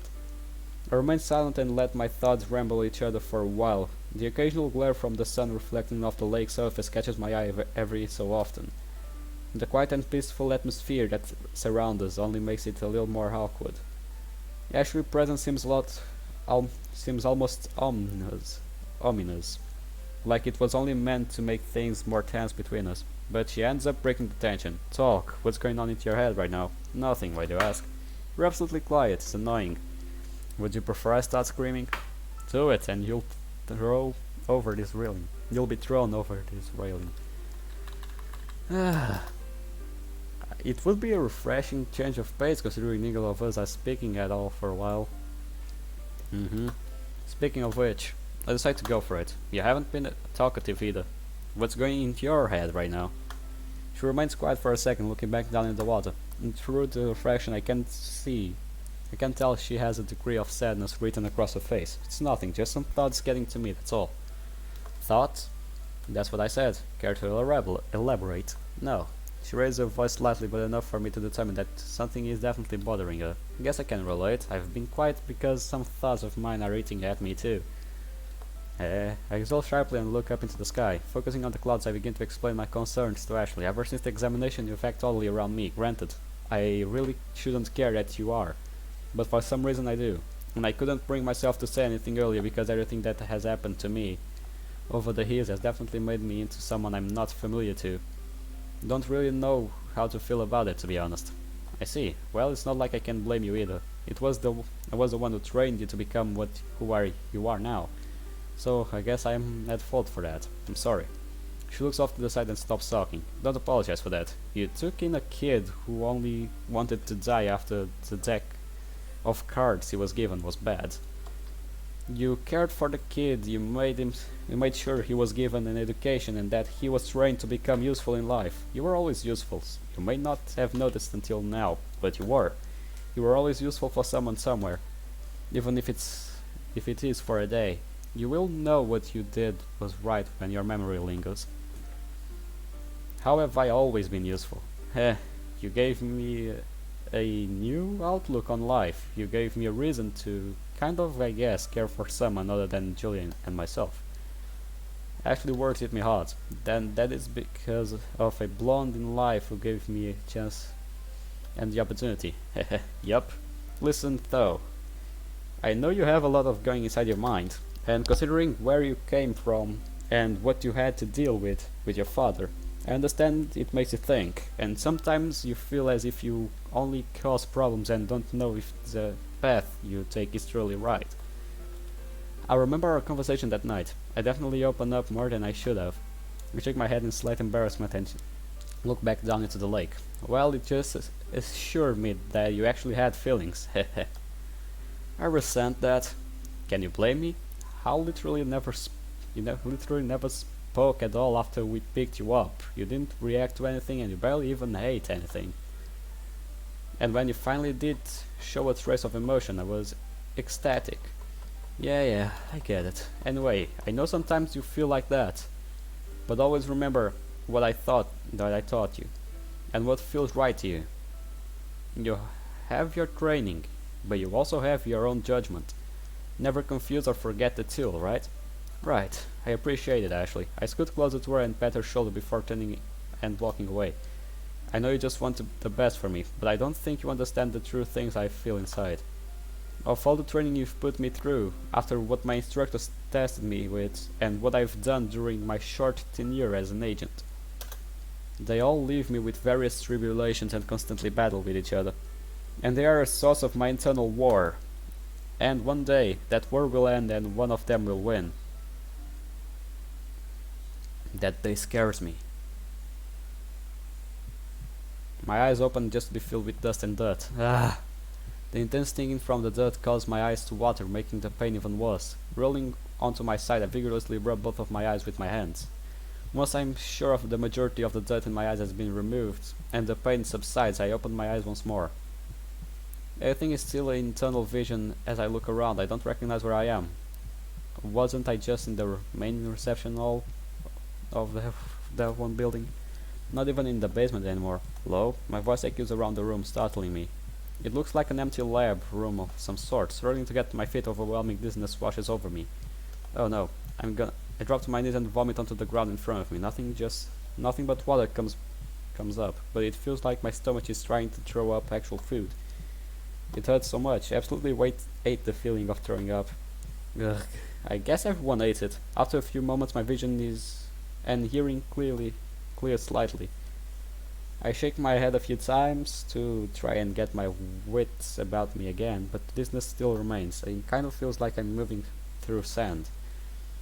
After a few minutes, I start to feel my body gets lighter, and I try to get back onto my feet. Something metallic sticks into my chest. Reach into my shirt and check and discover the basement key. Ah, still have it. Wait. Exclaiming those words out loud, I reach inside of my pants and feel the box cutter still there. Yes, practically yelling out, I cover my mouth with my hands for a second and listen for anyone to approach. Nothing. Grabbing the box cutter and holding it tightly in my hands, I walk towards the windows on the far side of the room. Looking outside, there are a bunch of trees that I recognize a part of the forest at the edge of the town. But as for where specifically I am, my mind isn't fully clear, so I can't think too much about it. Resting my head against the window, I begin to fog up. I need to find a way out of here. If I can't get down there, then I can try to find a police officer. And I really should be quick about it. I have no idea what those guys did to me, but I feel very weird still. Lifting my forehead off to the window, I try to shake it once more. But of course the feeling doesn't dissipate. Might as well try to find a way out of here. Turning around, I start heading towards the door. Gripping the box cutter tightly in my hand, I reach with my free hand into the door and walk into the hallway outside. The hallway is darker than usual, so it has to be a bit later into the night. Looking to my right, I see a stairway and start to run towards it. Where do you think you're going, Yuri? Ah! The man that first showed up in Lucy's house when I got kidnapped walks around the corner. He stands in the middle of the hallway, blocking me to getting any closer to the stairs. I asked you a question. Get away from me. Not going to happen, sweetie. You see, I've heard that you have been escaping our confines lately. And one of my basement kids has gone missing too. I don't suppose you would have any idea where it went, would you? No. My hands start to shake and the pit of my stomach convulses into a knot. Take a few steps backward and try to distance us, but to my despair he takes a few steps towards me. He is starting to become quite a handful for me. Normally I just get rid of things that cause problems for me, and you've been nothing but problems, but the only reason why I have let you live this long is because I need leverage against Lucky. But now I don't think we need you anymore. No, please, I just want to go home. It's kind of sad to see a girl like you suffering through this. You're actually really pretty, even when you have the terrified look on your face. Alas, I have to do what I have to do. I try to run by his side, but he catches me and grasps my arm with his hands. Get off me! Shut up and make this easier for me. He pulls on my arm, which causes me to fall into his arms. His arms wrap around my throat and his other hands push against my back. I can't breathe. Just stop moving and breathe out. It will be much easier and less painful. I'm going to die here if I don't do anything. Gripping my right hand, I realize I have to do something I want to do. I press the small black lever of the box cutter in my fist and extend the blade. Using the rest of my energy, I slam both my fists onto the box cutter against the man's leg. Gah! He lets go of me and grabs onto his leg. I drop onto my knees and gasp for air. Yeah, what the hell? You stabbed me. That is twice now. Still haven't healed fully since you fucking stabbed me in Lucky's house. The blood starts to trickle down his pants, staining them red. I grip the blade again in my hand and try to stand back up on my feet. I swear to God, you little bitch, I am going to wring your neck and watch you die. I'm done playing games. Just let me leave. I just want to go home with him. Even if you manage to leave, you won't be going home with him. Do you want to know why? My stomach sinks and anticipates what he's about to say. Why? Because he's dead. You're lying. Look, he can't be dead. He foolish run to try and save you. It is regarded any logic and safety of its own when it changed into the unknown. When it charged into the unknown. We overwhelmed him, and I had the pleasure of putting a bullet in his head. My knees immediately strained to support my body. Nausea causes vomit that start traveling up my throat. You look real sick. What's the matter? Was me killing your boyfriend too much for you? Stop saying that. It can't be real. You have to be lying to me. Still don't believe me? Here. He reaches into his pocket and pulls off something metallic and tosses it onto the ground. Oh my god. It had a small silver pocket knife I gave Lucky a while ago. It's covered with dried blood. The roll around me starts to crumble and fall. Lucky, he. What? Are you gonna cry? Why? Why would you do this to us? It all stems from the motivation and root of everything. Money, of course. I was paid to do this. I want to just collapse and give up. There is no reason for me to keep trying to survive anymore, but I know that Lucky would be disappointed at me if I let myself die here. He would want me to survive this and get out alive. I can try for him. Steadying my breath, I raise the box cutter again and brandish it towards the man. You're still going to fight after all this? You dumb bitch, your boyfriend is dead, you aren't going to get out of here. Just do yourself a favor and let me kill you. Shut up! I sprint towards him and start weakly slashing my box cutter into him. I lean onto my hand and knees and vomit again on the ground. My hands won't stop shaking as I stare at the bloody box cutter on the ground. I hurt someone. I didn't want to hurt anyone. The man gets back up off the ground from where he was laying. What? How are you still? He doesn't respond when he gets to his feet. He turns to look at me and starts to walk towards me again. No, I grab the box cutter and run towards the stairwell. I'm trying to get down the stairs as fast as I can away from this monster. I pace my steps down. But all of that seems to be for nothing, because I end up tripping over my own feet and crashing to the ground. Ugh. Ow. I'm trying to pick up myself off the ground, but there is almost no strength in my arms. Come on, Yuri, get up. One after the other, my arms comply to help me break up. Finally, I need to get out the door. Finally, I need to get to the door I saw in the main lobby. I need to get out of here. Dizziness starts to hit me really hard, like a very bad head rush. She's over here. Find that bitch and beat the hell out of her. Oh god, I try to clear my head again and keep going down the next flight of stairs. Stepping out of the stairwell and into another open area, I don't recognize where I am. Is this a new area? Probably, yeah. No, it can't be. I swear I have been here before. Why is it that I can't understand where I am right now? I start to panic and run towards the center corridor. Everything around me grows fuzzy and I can hear my heart beat louder than anything else. At the end of the corridor, I see a black figure appear out of nowhere and try to grab me. I caught her. Get off me, please. I caught her. Let go. I swing my box cutter to the figure and try to escape, but it disappears.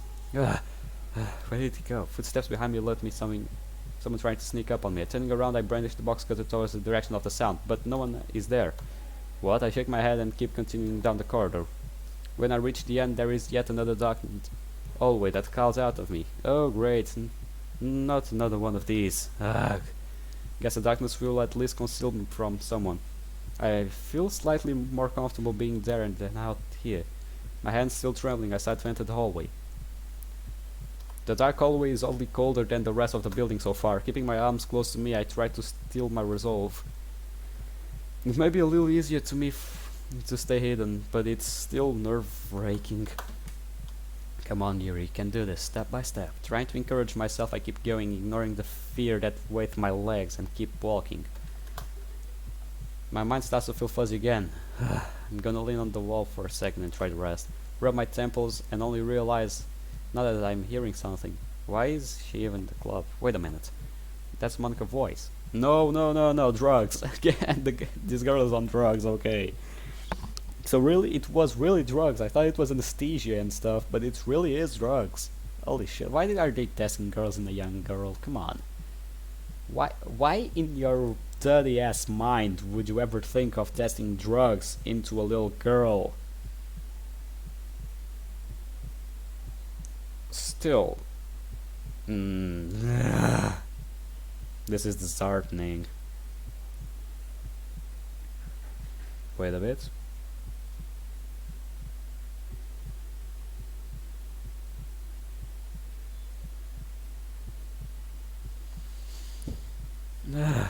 But why is she? Seriously, she barely participates, and when I try to do group events, she has some weird breakdown. Huh? Exactly, ma. She attacks my writing because she doesn't like it, but hers isn't even that good.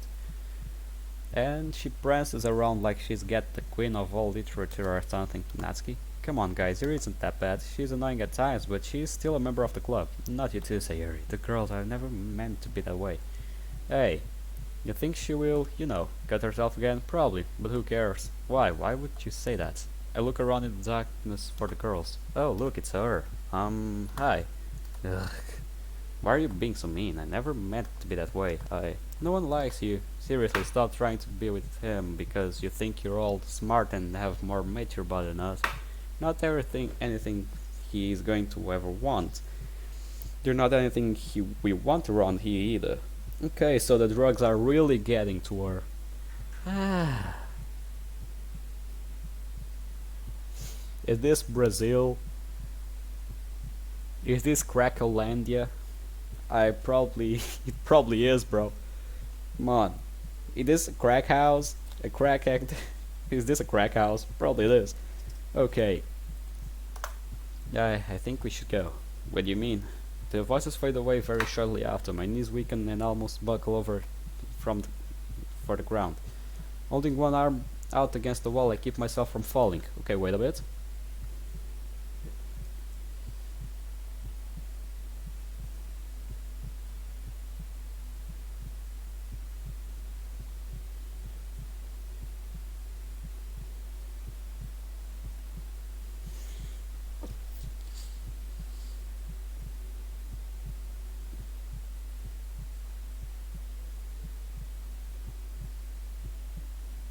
Wait a bit. Just want to find that. Where is it?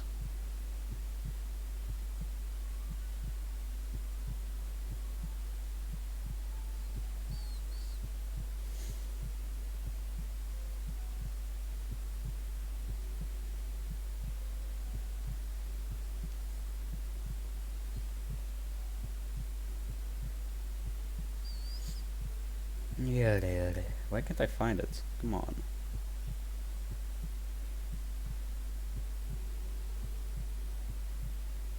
Oh wait, I can just look for the name of the family. Wait.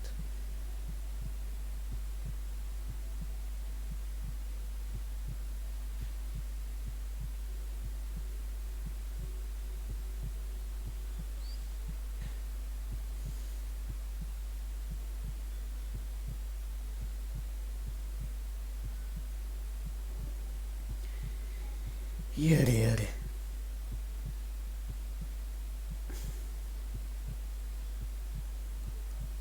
Showstars tattoo.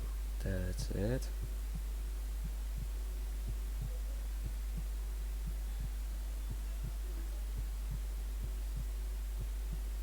Yes, for the ones who don't know, I am looking forward to do the Joestas family tattoo.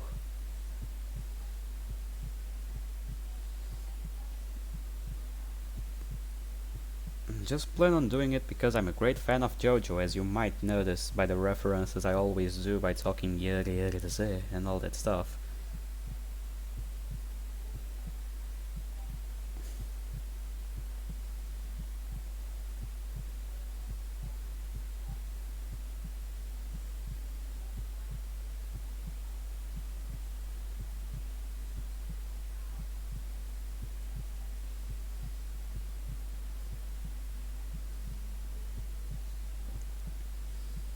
There it goes. Okay. Back to the video, I guess. Oh, I sniff as my tears start to pour over my cheeks. Yuri, how many times have I told you to stop being a weirdo? This is why your mother hates being around you. Father? Okay, drugs are hitting too hard, I guess. Words matter. Words hurt more than knives and stuff. Words hurt even more than a punch.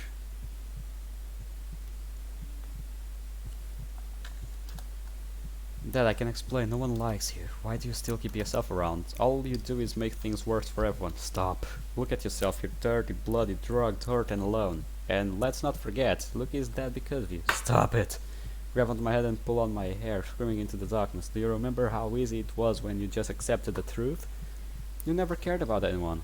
You just focused on yourself, you didn't need anyone else. Everything was perfect until you decided to ruin all by joining that literature club. And what do you know? You've made them all hate you. Hate you too. I said stop it. Try to take a step forward, that buckle and crash against the floor. Please just leave me alone. Can't handle this. I know I'm a stain on the world. I know I'm a failure. I know I'm hated. Maybe. I thought that maybe things could change when I joined the literature club.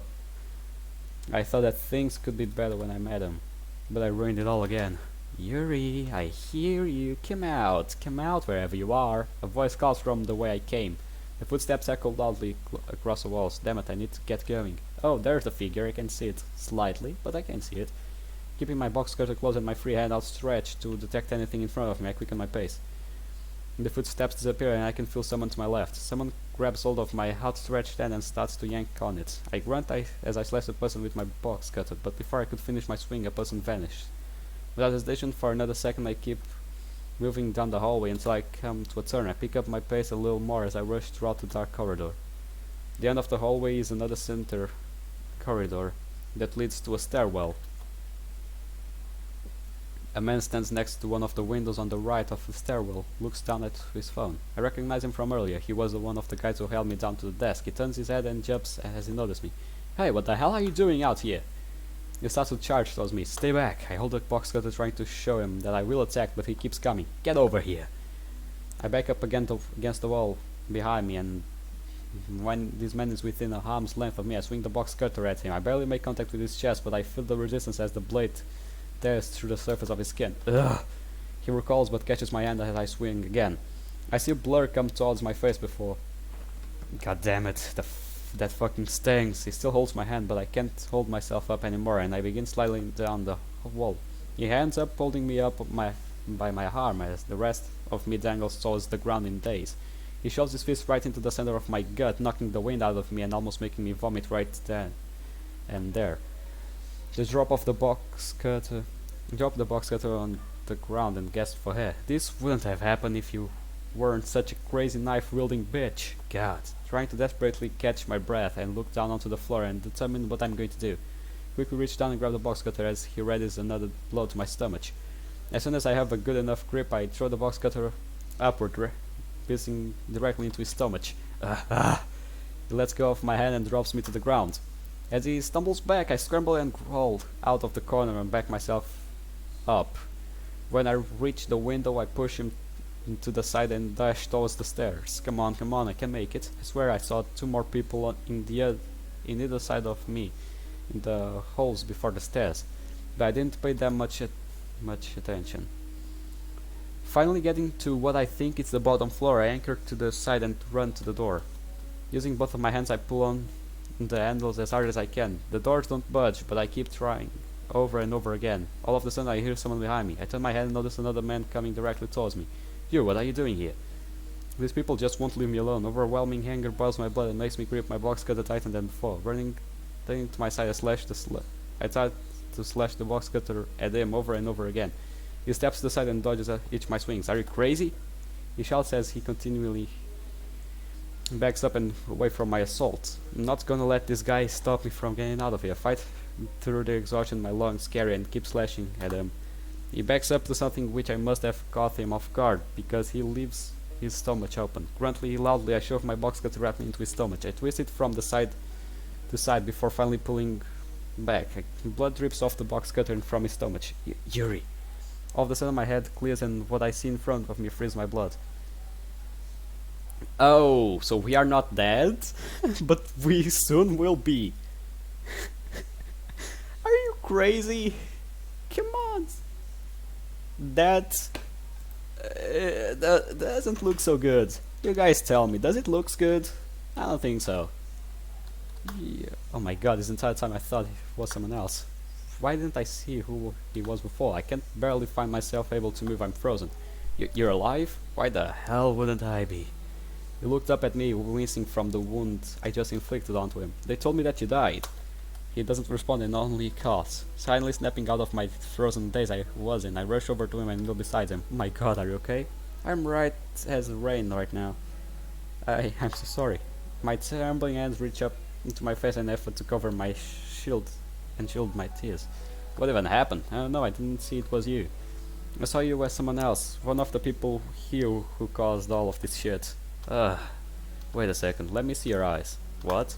I said let me see your eyes. He raised his voice a little, which scares me into doing it. Wincing, he leans towards me and looks me directly in the eyes. What has happened to you? Well, to be honest, I have no idea. I mean, I remember them forcefully injecting something in me. Injecting? You mean like a syringe? Look, his breath shortens. Yeah, and ever since then I have felt weird and feel like I am hearing and seeing things. That would make some sense. You acted like I was a monster or something. Are you okay? Having some problems breathing. Well, I have a pretty nasty gash in my stomach, so I think that is probably the reason why. Again, I'm sorry. It's fine. I could tell you weren't fully there. Another glance down at Lucky's stomach shows me to the profuse amount of blood he is losing. It sends me into a panic almost immediately. What do we do? Rip my shirt apart and tie it to my stomach so the blood will stop a bit, and then we gotta go fucking fast. Using the back of my hand, I wipe the blood from my bottom lip. I'm out of breath and I'm running out of energy rapidly. I managed to fend off my attackers long enough to get away, but not uncatched. The sharp pain in my left side is almost likely an indicator of a broken rib, and a warm, dull pain shoots up my right leg. It's most likely sprained. Damn it, I was hoping to get away a lot sooner, but they just kept getting up. Leaning my back against the wall, I run my hand through my hair while exhaling deeply. I need to find Yuri and get out of this hellhole. Situations like this aren't too stressful or difficult for me to manage on my own, but since Yuri is involved, I have to work for two, basically. I can't just worry about myself and escape, which is why I can't give up. I have to keep going. Come on. You're wasting your time, she already is out. Kinda.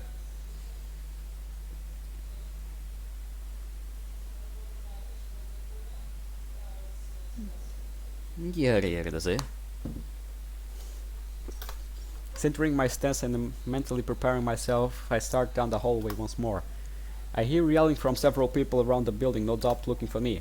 Keeping quiet, I sulk through the hallway until I reach a bend. The bend veers off to my left and leads to a small door at the end. Opening the door reveals to me a small skinny stairwell that leads up into the building. Probably a faculty stairs? Either way, they are going to get me out of here, out of immediate area of my pursuers. Starting up to the stairs, I hear a scream off in the distance, but not in a specific direction to where I can pinpoint. It sounds like Yuri. Dashing up the stairs to the next floor, I stretch lazily across the back hall of the building.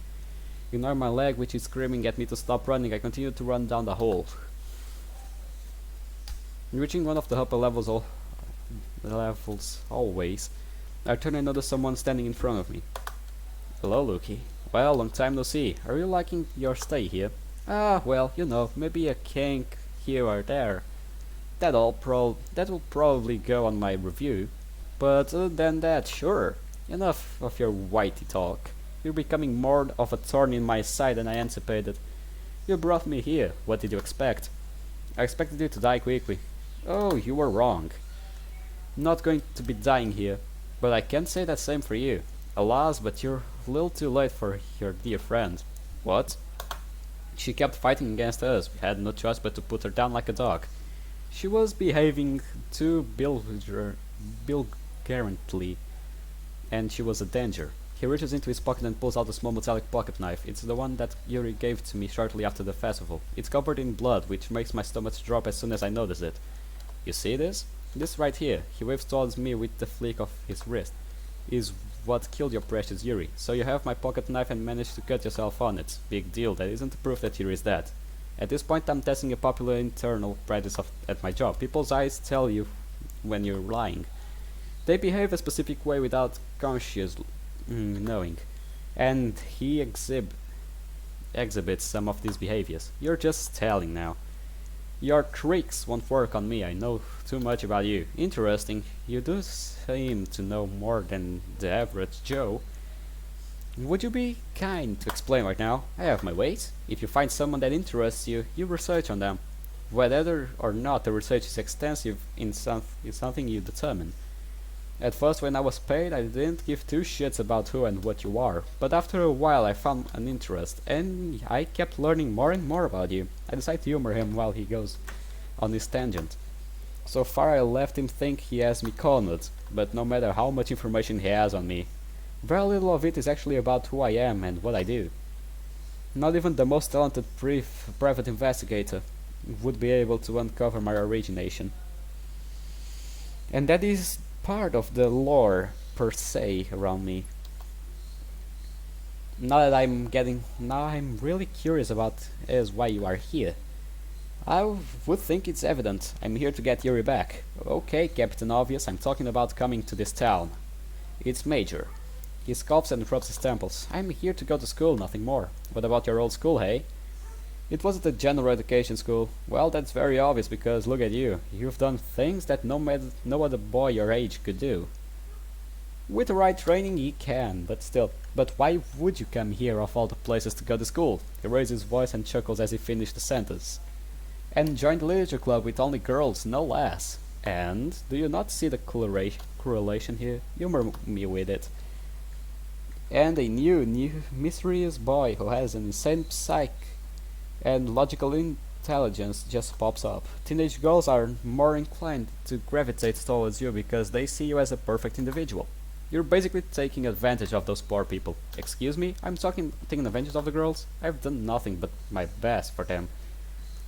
But to try and make them happy because they are my friends and ready to get there. That's right. Two of their friends are missing. One is dead and the other is about to be. They are worried sick and none of this would have happened if you hadn't shown up. This is all your fault with this. It was hit me directly inside. Normally I would be extremely upset at hearing someone antagonize me like this, but he's right. None of this would have happened if I never joined the Leader Club. None of this would have happened if I never came to this town in search for something that I will never have. Normal life. Damn it. My will to fight immediately weakens and I drop to my knees. What is this? Are you giving up already? Damn, I was wanting to badger you a bit more. I lower my head onto the ground and stare at the floor. The man walks towards me, unfolding the pocket knife from his hand. Guess the surefire way to break your defense is to attack what you care for, but this time I wasn't the one to do that. You did all of this yourself. He stops directly in front of me, and I can feel the tip of the blades tap on my scalp. It's a shame all of this has to happen. Yuri didn't deserve to suffer for your existence. He raised the blade off to my scalp, prompting me with a window to strike. Bailing myself and into a fist, I throw my right arm upward and impact directly in his groin. Out of bodily instinct, he bends over, allowing me extra time to wrap my arm around his wrist and secure the blade. Next, I stand up while wrapping my other free hand around his neck. Forcing myself to push through the pain in my leg and rib cage, I throw both myself and the man forward. My momentum allows me to slam him in the hard marbled flooring. Standing over him, I wait for a response. He remains motionless and still confirming he has lost consciousness.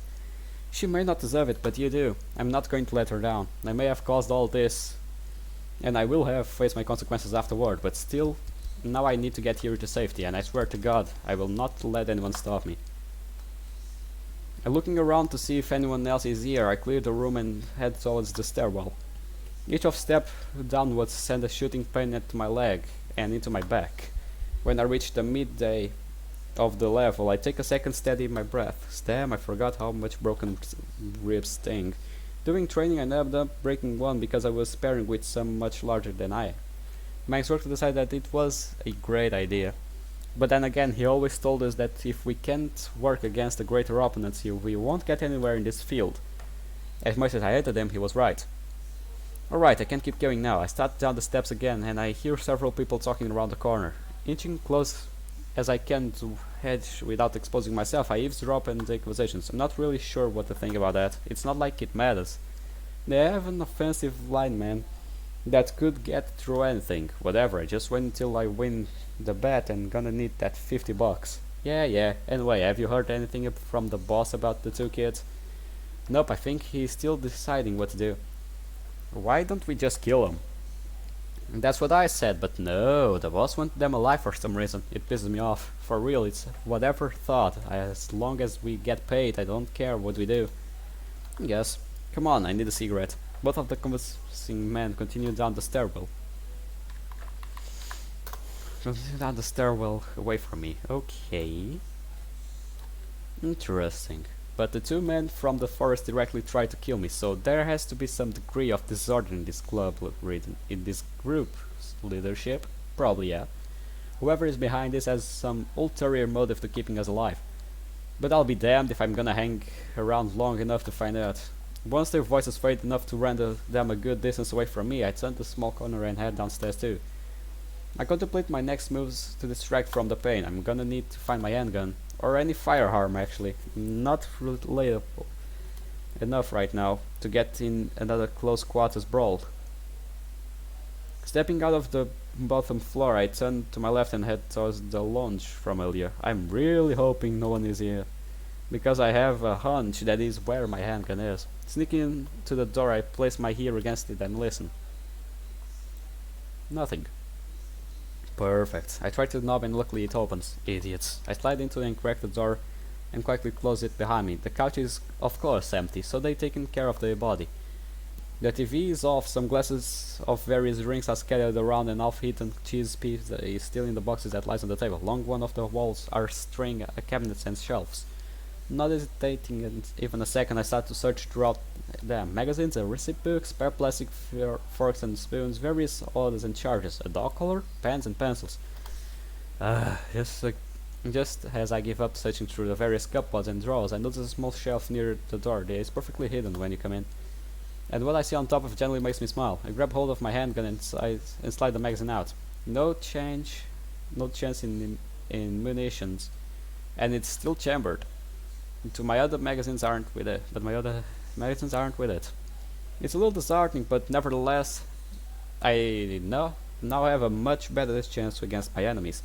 Before I go walk over to the small side room with the kitchenette and turn on the faucet. Using my hands as a cup, I fill them with water and drink it. After I've had a good amount of water to help rehydrate myself, I splash some on my water. The cooling water feels nice. Take this opportunity to let myself breathe freely for a moment. When you're in constantly stressful situations, you forgot that your breathing can be consistently labored. So moments where you can actually breathe really helps clear the mind and calms the nerves.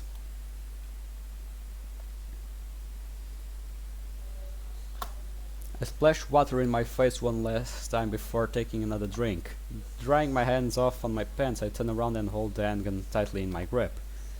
Walk towards the door, but stop when I hear something down the hall. It sounds like someone is running down the stairs. Cracking the door open slightly, I peek at the hallway. Just see a purple blur turns the corner towards the front door. Wait a second, was that Yuri? Yuri grunt prompts me to immediately leave the room and rush down the hall towards the door.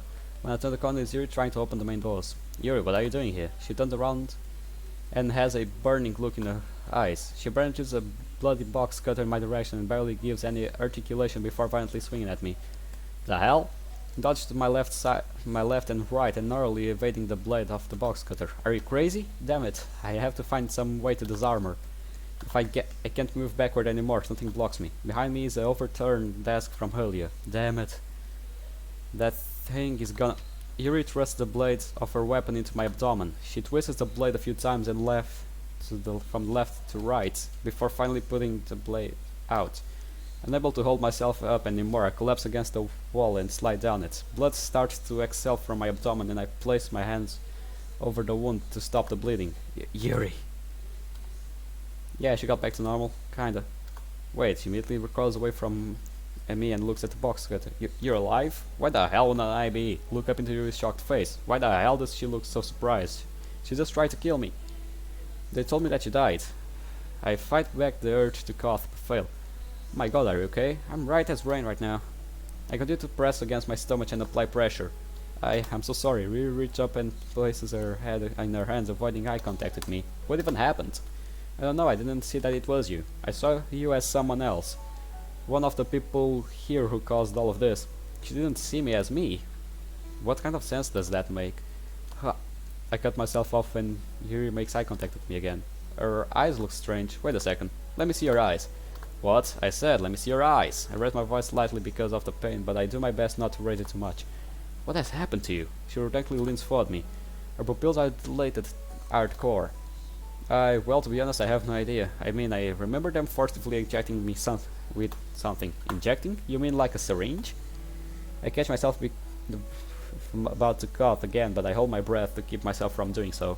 Once the tickle in my throat dissipates, the pain and the bleeding start to make it hard to catch my breath. Yeah, and ever since then I have felt weird. I feel like I'm hearing and seeing things. That would make sense. You act like I was a monster or something. Are you okay? Having some trouble breathing. Well, I have a pretty nasty gash in my stomach. So I think that is probably the reason why. Again, I'm so sorry. Honestly, it's fine. I could tell you weren't fully there. Yuri looks around and stops at my stomach. Just a bit of blood trails between my fingers. The sight makes her gasp and nearly panic. What do we do? Well, I need to stop bleeding before I keel over. How can we do that? Looking down, I lift up my shirt and expose the wounds. It doesn't look too deep, but nevertheless I'm still bleeding at a concerning rate. And how long this will take to stop the bleeding is going to be extremely determinal to our survival and escape. As soon as Yuri sees the wound, her face turns white. Listen, there is a small lounge just down the hall at our right. I saw a first aid kit in there earlier, on the southern side of the room, near the bookshelf. Run in there and grab it so we can put something on this. I point in the direction of the lounge and Yuri nods silently. She gets up and starts to run. As soon as she is out of my sight, I heave a huge sig to try and alleviate some of the pain. And oh my god, it hurts like a son of a bitch. I breathe in and out deeply to help stabilize my heart rate. An irregular and overworked heart rate can increase the amount of blood flowing throughout your body. Yeah, and that is the opposite of what you want when you're bleeding. You want to mitigate the amount of blood that leaks out as much as possible, and lowering how fast your blood pumps through your veins is a must. And until Yuri returns, I'm going to try and focus on my breathing. Yuri returns a few minutes later with a first aid kit in her hands. I'm sorry it took so long. You're fine, Yuri. She accidentally opens the red and white plastic case and searches through it. Finds some gauze and the thickest that is there. Right. Oh, this kit also has a small bottle of rubbing alcohol. What percentage? What do you mean? It's isopropyl alcohol, right? There should be a percentage listed somewhere there. 70%. Perfect. 70% isopropyl alcohol, often known as simple rubbing alcohol, is very effective disinfectant and antiseptic. However, any higher of percentage would not disinfect as well as 70%. Believe it or not. What, like 90% disinfected like that? I have to be cautious about that. Okay, 70% is a good balance of water and alcohol to denature the proteins of bacterial cells, killing them as much quicker as more effectively than other types. If you have too much water, it will take longer to disinfect and won't be as potent. If you have too little water, the alcohol won't be able to destroy microorganisms as effectively due to the high evaporation rate and less contact time with the affected area. Yuri, I am going to pour this on my wound. Do you have a gauze ready? Yes. Press the gauze onto it and push to keep pressure on the wound. Right. He hands me the bottle of alcohol and I uncap it. Breaking the plastic seal on the bottle with my finger, I mentally prepare myself to what is next. Exposing the full wound, I start pouring the alcohol on it. Jesus Christ! I see only red for a few seconds as the intense stinging shoots throughout my entire body. Fighting against my body which desperately pleads to stop the pain, I feel a steady stream of alcohol contact. The blood starts to drip down in my sides with the alcohol. After a few more seconds, I stop pouring and particularly drop the bottle onto the ground. Irit fidgets and tries to keep her composure. I can tell she isn't too comfortable with how much blood is involved. The pain finally decides to give me a sweet break and dies down. Making eye contact with Yuri, I nodded to apply the gauze. The sudden sting of the gauze pressing against my open wound makes me jump a little, but I manage to gain control over it again immediately. Okay, I'm not putting you through much pain with this, right? Can't stop if you want me to. No, you're fine. This was bound to be the opposite of fun anyway. Grunting as I finished the last words of that sentence, I placed my hands on the gauze and let Yuri take us away. How much until the bleeding stops? Hard to tell. It's all circumstantial. But if I had to guess, 10 minutes.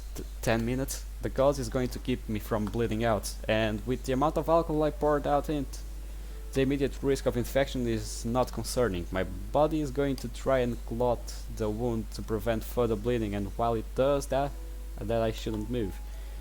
I see. I grunt again and I lean back against the wall. Hand me one of the elastic bandages in the kit. I'm going to dress my abdomen to the gauze can stay in the place. I'll do that for you. It's the least I can do right now to help since she cuts herself off and gives a disappointed look off to the side. In response, I lift up my shirt more and lean away from the wall. Yuri grabs the rather large roll of bandage and gingerly wraps it around my stomach. Put more tension on the bandage, it's a little loose. Right. Yuri tightens the bandages on an acceptable degree of comfort and security. Afterwards, she quickly brings her hands back to her side and looks away. I bring my shirt down and cover the bandage. Thank you, Yuri. It's no problem. It's good to see you again. You don't know how happy I am to hear that. It's really good to see you too. It's been very stressful but seeing you makes me feel a lot better. Yuri gently places her hands against her heart. Can't say I don't feel the same. How did you get here? I was ambushed in the forest. I managed to take one of them down, but the other ran. So I followed him and realized he was purposely leading me somewhere, and I played along with his little game. I knew that he was planning another ambush against me, so I let it happen. I knew that if he overwhelmed me, they would capture me and bring me here. And when I saw the same man a little earlier, he basically confirmed what my theories were. Did you tell them anything they wanted to know? Only a little, but this isn't the first time someone has tried to force information out of me. There are ways to kind of see it coming, and ways you can manipulate the circumstance. But I wasn't going to try and risk endangering your life any further. What did they want to know? I was afraid she was going to ask that. That isn't really something I can tell her either, but Yuri deserves to know the reason she is involved in this bullshit. There was a lot I need to tell you. Yuri sits down next to me and leans against the wall, giving me a curious but concerned look. Sitting in preparation, I look at her and start to explain. I tell her everything I told Monica back at the club when this all started. So, you went to a boarding school. In a sense, yes. And even before that I had made a lot of enemies. My father brought in many people around the cohorted with them on multitude of activities, and with that my father pissed off a lot of people. And as ironic as it sounds, sometimes when you have to get to someone, you go after someone close to them. I see. Why did the one guy keep mentioning that he wanted you to reveal who you truly are? Yuri makes goofy quotes with her fingers, prompting a slight chuckle from me. There's a lot of people that don't know about me, a lot that don't like about myself and want to change. It's part of the reason I came here. I just wanted to go to a normal school and live a normal life, free from the chaos and turmoil of my norm. And it just seems like at times, the more I run, the faster everything catches up to me. I just continually make things worse.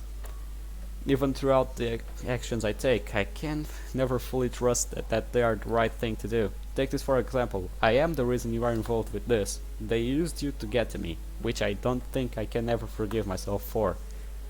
And I have had to make decisions that I don't really trust would end up well. Like killing them? That's not bad at all, you did a good job. I take a second and look away from Yuri, giving myself some time to think. You sound a lot like me, huh? Yuri looks down at the floor and softens her voice. I always think I make things worse. In fact, I'm pretty sure I do. If I hadn't gotten so close to you, you wouldn't be in this situation. These people wouldn't have exhorted you just so you could rescue me. And because of that, you've put yourself in a lot of danger. Just come and save me. Someone like me don't deserve that. Yuri looks away from me while rubbing her eyes. You're right, you don't deserve any of this. Yuri, you're a sweet girl who is hard to make happy. You're most happy with things like books, which you can immerse yourself and others in. I can easily tell that when you explain a poem or story to me, you're passionate about those fictional worlds, and that is where you find your comfort. It's because I can't find comfort anywhere else. Everything I do or say, I hesitate. These hesitations are because, well, I'm scared of making things worse. Like, maybe I'll say something that I just doesn't sound right and makes everything awkward or complicated. It always happens with my family.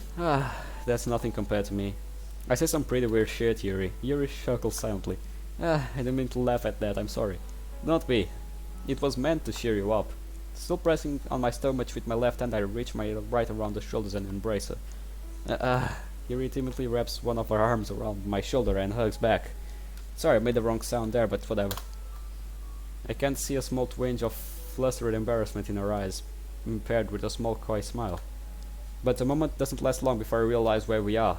We're still in the main lobby area. I'm completely defenseless and left open to any of one of our captors to take the kill. Yuri, we need to get out of this lobby. We are too exposed. Good idea. Do you know a good place where we can rest for a bit? What about the basement I was kept in? Where is it? Just down the hall, little right there. Nah, it's too easy for someone to hide outside of the door for us, and if we need to get out of quickly and easily, we still need a secondary exit. Right, Yuri looks down toward the door and visibly ponders herself. What about one of the classrooms on this floor? I was in one earlier, and it was completely empty. Maybe we can find an unlocked room and rest in there. We should find one that is away from the main lobby, here, so it's less traveled. Right, I'll look around. Yuri lifts herself up and looks back at me. Are you sure you're going to be okay alone for a few minutes? Yeah, don't worry about me, I'm fine. This must incidentally, it's obvious I'm saying this just to make her feel better. But she accepts it and starts to walk down the hallway to our right, leaving me two alone in the lobby.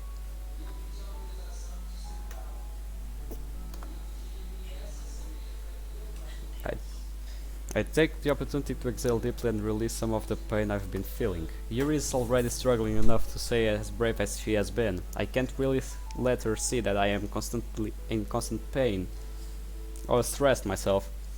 But she's been extremely brave so far. It both surprised and amazed me, for a girl like Yuri who is extremely shy, timid and scared of confrontation. To muster up the strength to try and escape from dangerous and unsettling odds. That's my type of girl. Chuckling into myself, I remove my hand from my stomach and alleviate the pressure on it. The pain lessens, but it ultimately doesn't go away. Scooting my back up against the wall more, the pain burns inside and causes me to grunt loudly. Yuri comes back a few seconds later, eyes shining a glimmer of hope. I found an open and empty room we can try. Perfect, would you mind helping me up? Not at all. She walks over and grabs onto my right forearm. I position my leg in a way that will help me push me up from the ground while my right supports my weight. Ready? Yeah. I push off the ground while Yuri pulls me up. The pain from the sudden movement sends a searing pain throughout my abdomen. My body instinctively bends over, almost throttling me and Yuri. Whoa, whoa, whoa. I got it. Catch myself before I lose my footing and stabilize both of us. Sorry. No, you don't apologize. It's not really your fault. Let's go to the room quickly. Yuri wraps my right arm around her shoulders and tries to use her weight to keep me supported. I keep my left hand pressed slightly against my stomach, pushing through the pain in my ribcage and leg. Yuri, are you okay? I'm a little more than fucked up right now. Pretty sure I have a rib or two broken along with a sprained leg. I'm sorry to hear that. Yuri slows her words towards the end of the sentence, which stirs up some concern within. We shuffle throughout the hallway and reach the door. Yuri reaches to open the door and both step in. But Yuri seems to breathe suddenly, and looking down at her knees, I can see them visibly shake. Yuri, I think I got it from here. Are you sure? Yeah, you should sit down and rest. How is your stomach feeling? I'll be okay, I just need to rest for a bit. Yuri's words begin to slow again. I finally realize what's going on. Whatever they drugged her with is starting to affect her again. The sudden shock of what she did to me earlier must have snapped her out of it. Good, good. Sit down and lean back against one of the walls near the doors. So if anyone looks in, they won't be able to see me. Yuri dropped to her knees and starts feverishly look around. They are coming back. Immediate desperation and fear emanate from her soft voice. Yuri, I need you to stay with me right now. Look at me. What? Look at me right here in front of you. Can you hear me, Yuri? Yeah, I can hear you. Why is everyone saying these things to me? Yuri is reacting to what I think are mental hallucinations. Whatever this drug is doing to her is amplifying her subconscious emotions. And, well, with Yuri that is pretty concerning. This probably was a factor in her nearly gutting me earlier. I reach out and offer my hand to her. Yuri, take my hand. Yuri, I'm not going to hurt you or say anything bad. I just want you to trust me. I do trust you. But how can you trust me? I stabbed you. I just do. If I didn't, Yuri, I wouldn't have even come here to rescue you. Please, take my hand, sit down next to me, and rest your eyes. Okay. Yuri reaches out and grabs onto my hand, scooting herself next to me. Just rest your eyes for a bit. Is that real safe right now? It will be, I promise. With little hesitation, Yuri rests her head against my shoulder and closes her eyes. I wait a little bit until I'm fairly certain she's unconscious. The situation I'm in is so fucked. Even if I do manage to rest a bit and let my body recover from the stab, I still can't fight. I'm not even sure if I can make it out of this alive. But regardless, Yuri needs to, and I will see to that. But for now, I can't do anything in this condition, and I have no painkillers to help me through this. So, yeah, I know what you mean. I'll keep recording because I want to end this quickly. So let's go. I guess I need to just endure whatever else comes our way. I'll do this the way I always have. Well, that's what she wants.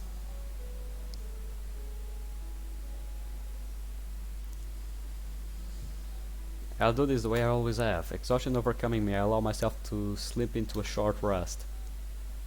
And never waking up again. Yuri screams wakes me up.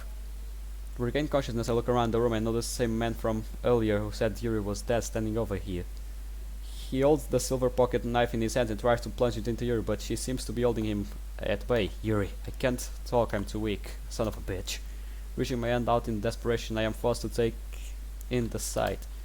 Yuri tries to keep the knife away from her, but the man puts his weight onto his upper body and the knife starts to come down slowly. Yuri, panicked face, sends a shockwave and tenacious fury throughout me.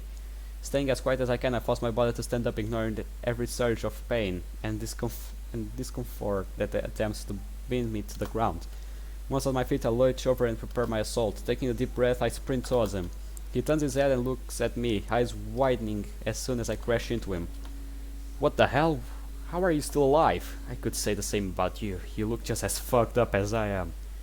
Your whacked out girlfriend cut the shit out of me. I managed to crawl on top of him and reach for his throat, but he slams his fist against my face and kicks me in the stomach, launching me off him. The pain from being kicked in my abdomen really sends me into nauseated shock.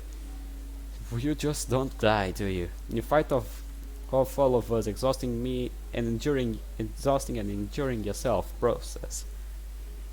You get stabbed by that bitch over there and nearly bleed to death, and you come back from almost comatose state just to keep fighting? He returns to his feet and walks over me. Yuri, out of the corner of my eye, starts crawling backward away from us. Unable to comprehend what is going on around me due to the intense pain and shock, I feel an impact against my stomach. Huh? Does that hurt? That's right, it does. Now you understand how it feels to have pain inflicted on you. From what I have heard about you, you only know how to be the one bringing the pain. And now that the roles are reversed, how does it feel? Huh? That's what I thought. Now excuse me if I finish off your problem of a companion. He steps out of my vision and starts towards Yuri. Please stay away from me. Shut up, you're done. I'm sick of you and these problems you cause. And you and that demon over there. These should have all been very simple and easy, but you just had to fight back. What did you expect? We aren't just going to sit down and let you kill us. Forcing myself to roll over, I face both Yuri and the man. Well, that's too bad. Now you get to watch me to do what I have wanted ever since all of this started. Yuri crawls backward as far as she can until she corners herself, the man approaching her ever so menacingly. No, I watch in complete shock as she picks up the pocket knife. As he picks up the pocket knife again and points it at Yuri, who holds her hands out to block. Because of me, Yuri is going to die. He is going to force me to watch this. Why did I have to get involved in a life? Why did I have to even come here and ruin everything for the girls? It's because you're worthless and you're scum. You failed to be what I wanted you to be. And you will always be a failure. Ha ha ha ha. You don't even have that bitch to hide behind anymore. I can't let this end like this. I'll prove him wrong.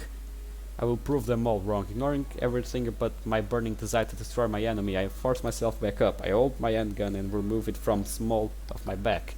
Not standing anymore, I run up at him as fast as my body possibly take me. As he turns around and looks at me, I slam the butt of my handgun against his head. He stumbles and falls onto the ground. Making sure to be quick, I aim the firearm both to his knees and fire.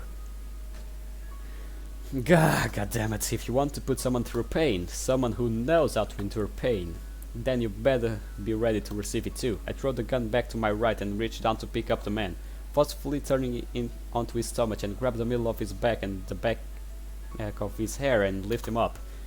He grunts and whimpers from both of his destroyed knees, distract him from what I am planning to do. Mustering up enough strength, I slam him against the wall, making sure his forehead takes the brunt of the blow.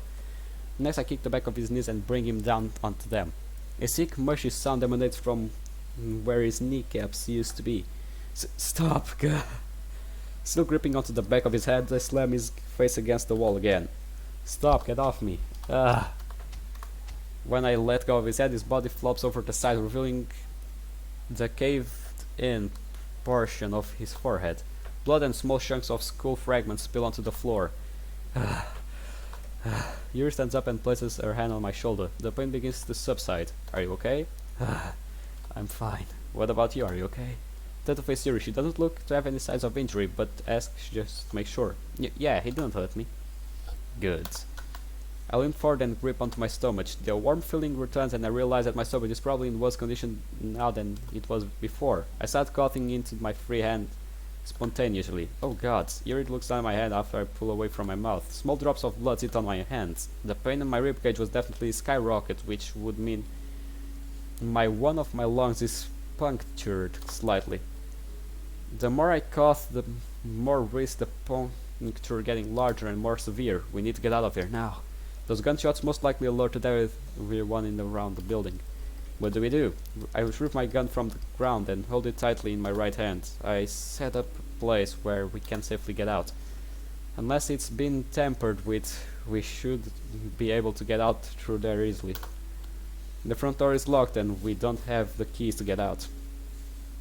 Breaking it would make too much noise. Don't really think we need to worry about making noise now. Alright, smartass, let's go. I walk up to the door of the room and place my ear against it to listen if anyone or anything outside. Nothing. Nothing. That is our opportunity to move. I quietly and gently open the door and with Yuri directly behind me I start to head to the dark hallway I woke up in earlier. Once we enter the hallway, several pairs of footsteps start telling us stopping short before the hallway. Yuri, get behind cover. I whisper just loud enough to Yuri to hear me. She crouches behind a side table with what happens to be a toolbox. Toolbox on it, and I stand parallel to the ladder, placed just perfectly enough for me to be hidden. Where are they? I'm not sure, but find and kill them. A flashlight shines down the hall, narrowly missing both Yuri and I. I think I heard something upstairs. Go check it out. The flashlight points down to the ground and leaves. Across the wall, Yuri looks at me waiting for orders. I nod to the left, signaling her to keep going. After Yuri disappears from the hallway, I follow suit. Once we reach the familiar turn that I recall, something feels different. Something feels off. Yuri keeps going ahead of me, but... Yuri, wait! Huh? She stops and looks back. Lights turn on from a huge floodlight placed in the corner of the hall. Found them! Son of a bitch! From the hall, several armed men start charging toward us. Yuri, get out! Get to the window at the end of the hallway. Break it with the left. Break it with the felt. I left next to it so we don't get hurt. I'm gonna buy some time to that. Yuri looks back and pleads with me to come with her, but I throw my hand down the hall, gesture her to go. You need to go. Don't worry about me. I will meet you outside. Get over here. Two men start to close the gap, sprinting extremely fast. As one gets closer to me, I reach down and grab a paint bucket by its handle. When it gets close to me enough, I swing the bucket and watch it slam into the side of his head, dropping him down onto the ground instantly. You son of a bitch! The other shadows directly towards me, holding something in his hands. I can't clearly see due to the blinding light. Fearing it to be a gun, I quickly shift to my left and get behind the wall, breaking our line of sight. When it turns the corner, I can see he is indeed carrying a handgun. I wrap both my arms around his forearm and push upward. He grunts and tries to wrestle his arm back down, but I manage to get between the gap of his arms and chest. Getting deep breath inward, I pick up inhale. I throw the entirety of my weight straight down, making sure to pivot my hip, angling the right side shoulder so he flies over. Once his back hits the ground, I shove my fist in his Adam's apple. Several others are coming down the hall, their footsteps and yelling voices giving me more and more information on how close they are to me. I punch the man again in his throat and he lets go of his gun, coughing. Reaching to the small of my back, I grab my handgun and aim both guns down the hole by incoming aggressors. I blind fire down the hallway and suppress their advance. The burning in my lungs and the sting in both my legs and stomach are numbed at the moment. Because of the insane amounts of adrenaline my body is producing. However, my breathing is suffering because of all the activity I'm doing with an injured body. The hell is taking Yuri so long? The light illuminates the rest of the hallway. We were going down enough that I can see her moving at the end of it. We need to get out of here right now. Take both handguns and blind fire down the hallway once more. Alright, time's up, we need to go. Turn around and run down the hallway. Yuri stands at the window pounding on it and trying to break it. What is the hold up? It won't break. Yuri, face me. She turns around and faces me and gets close to her. But I don't slow down. I then make contact with her and wrap my arms around her. Pivoting my hip and forcing Yuri to cover her face against my chest, I throw my back against the window. Did you really just throw my back into the window and send us flying through it? Did you really do that, pal? I land directly on my back, shielding Yuri from the broken glass and cushioning her fall. The force of my crash landing knocks the wind out of me, but I keep my arms wrapped around Yuri. An overwhelming urge to cough forced me to lurch my chest up. Rolling over onto my side, I push Yuri off to me and try to sit up. The jagged piece of glass that stick out of my back don't make it too comfortable to place to lie down. And on top of that, we are still being chased and we need to get out of here immediately. Are you okay? Yeah, come on, we need to get out of here. Finally catching my breath, I stand up and offer Yuri a hand. She reluctantly takes it and we both start running along the edge of the forest. Yuri runs alongside me, her eyes full of fear and her breathing starting to become labored. We can't keep going, we need to find a phone somewhere. Where to find a phone? We need to get back into the town and find a public place. That will be the safest for us. Yuri and I keep running along the edge of the forest until we find a long and narrow roadway that leads into the town. I know exactly where we are now. This is the road that Julia takes whenever we head to our office. Both Yuri and I hunch over and lean onto our knees to breathe. We need to get to a phone so I can call the police and Julia. I couldn't find mine in the lounge where I found my gun, so I'm not even sure where it is. Locating it wasn't really a priority at the time, but it would have been useful right now. Yuri, are you ready to keep going? Yeah. You don't sound like it. Focus your breathing through your nose. If you keep inhaling throughout your mouth frantically, you're going to get a cramp with your stomach and that means less oxygen to your blood. Okay, I grab Yuri's hand and start running again. My lungs burn, my feet ache, my ribcage and stomach stink. Just about every part of my body is in pain, even the parts that weren't injured. All I'm running off right now is adrenaline. Yeah, again, speaking about adrenaline, that's why all your body hurts and I know you know about it. Like, adrenaline keeps you going until you run off it eventually. So yeah. I'm sure Yuri still is being drugged, probably doesn't help her. The sound of a car starting behind us almost sends me into sudden speed boost. God damn it, they are actually going to chase us. Yuri, I want you to run ahead and hide behind a bush, so they can see you. What about you? Listen, they are going to pursue us no matter what. The least I can do right now is slow them down as much as I can. Yuri and I both stop and before she starts to run ahead, she looks at me with terrified eyes. You can do this, trust me, I can handle myself. I would believe you if you weren't hurt. Fair point, get going. Blast one of my hands and Yuri's back and shove her forward. She involuntarily starts running and leaving me behind. Turning around to face the approaching vehicle, I ready my guns. Keep my aim focused on the road. I move next to a bush that can at first conceal my immediate position. That's right, come right to me. Headlights beam just over the hill. We are on. The car starts to speed down toward me. I fire 3 rounds into the general area of the rear passenger tire, hoping I can hit my mark through my pain. A loud pow busts through the air. The vehicle swerves out of control. Due to its high velocity, the tire being blown instantly throws the car to an uncontrollable bat out of hell journey into a nearby tree. The driver flies out and through the windshield, slamming into the tree and instantly killing him. The passengers are thrown about too. They are not all dead, but for now they're incapacitated. This is perfect. Yuri and I have the time to run. Looking behind me, I see Yuri peering over a bush. Damn, she made some considerable distance in that short time, and now I guess it's my turn to catch up. Shuffling down the dirt road, my body starts to sting all over again. Since the adrenaline is wearing off, I'm going to be having a hard time very soon. The mere fact that I was even that mobile during the little altercation amazes me. But I can't stop now. I can't afford to. When I finally reach Yuri, my knees strain to keep me upright and my stomach feels warm again. Jesus. I reach down and press my hand against my stomach and then look down at it. More and more blood keeps seeping throughout the bandages. I swallow and whatever saliva is left in my mouth and silently try to keep the blood on my hand secret from Yuri. I can't ever freak out more than she already is, and this would just send her over the edge. So I guess I'm faking my health right now. Yes, you are. Everything alright? Oh yeah, everything's fine. Right.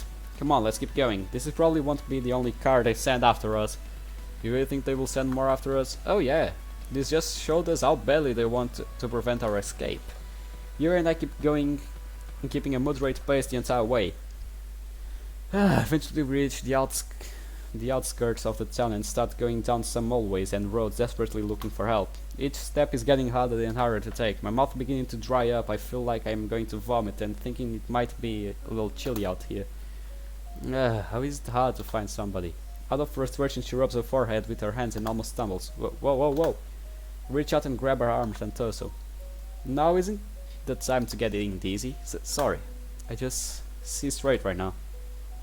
Her words begin to slur again. God damn it, don't worry, Yuri. Once we get out of here, we will find out what they drugged you with. You'll be back to good health in no time. Towards the end of the sentence, I feel my stomach churn and I gag. Okay, I'm fine. The heaves from my gags cramp my stomach and my wound. Fuck. Taking sharpie nails, I managed to keep myself from spouting out. Do you think you can make a walk a little more? Yeah, of course. Good. When I let go of her arm, she looks down and notices the blood that covers my hand. Is that? Don't worry about it. Let's just keep going, and so we find help, the better. Looking around, I notice the hallway that I've seen several times before on my commute with Julia. There, let's go down the hallway. I think there is a convenience store over there. Okay, Yuri starts to head down the hallway, and I shamble behind her. Dude, the guy that made this fan game, he knew. The guy or the girl? But the person who made this, he knew this would be a hell of a ride. Dude, I'm perplexed. This game is amazing. Well, let's keep going so we can end it. Luck smiles onto Yuri and me. The store is there and it's open. A police car sits out in front of it and the officers are inside talking with the cashier. Oh my god, you were right. That police officer inside can call an ambulance. We're saved. Loki? I can't hold myself up anymore. Oh my god. Young lady, what happens? Officer, my friend here is really hurt. He needs to go to the hospital. Clarence, can you call 911? I'm gonna try to give emergency care to this boy. Of course. Ma'am, I need you to move out of the way. Give him some hair. What are you doing? I'm gonna try to give him CPR. He isn't breathing. Oh god, oh god, oh god. Come on now, kid, stay with me.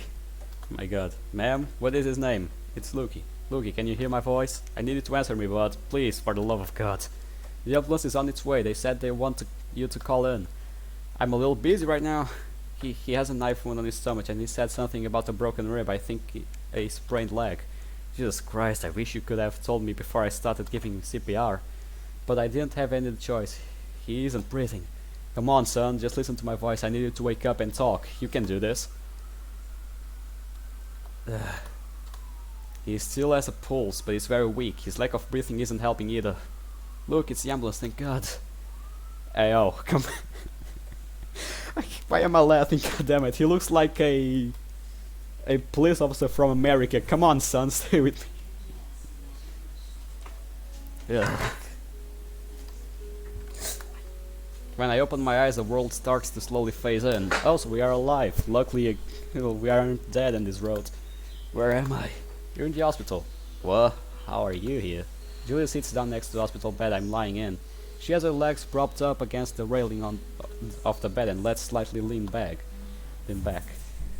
She looks comfortable, so she must have been there for a while. I'm your emergency contact, did you forget? Oh, they got you on the good painkillers to feel...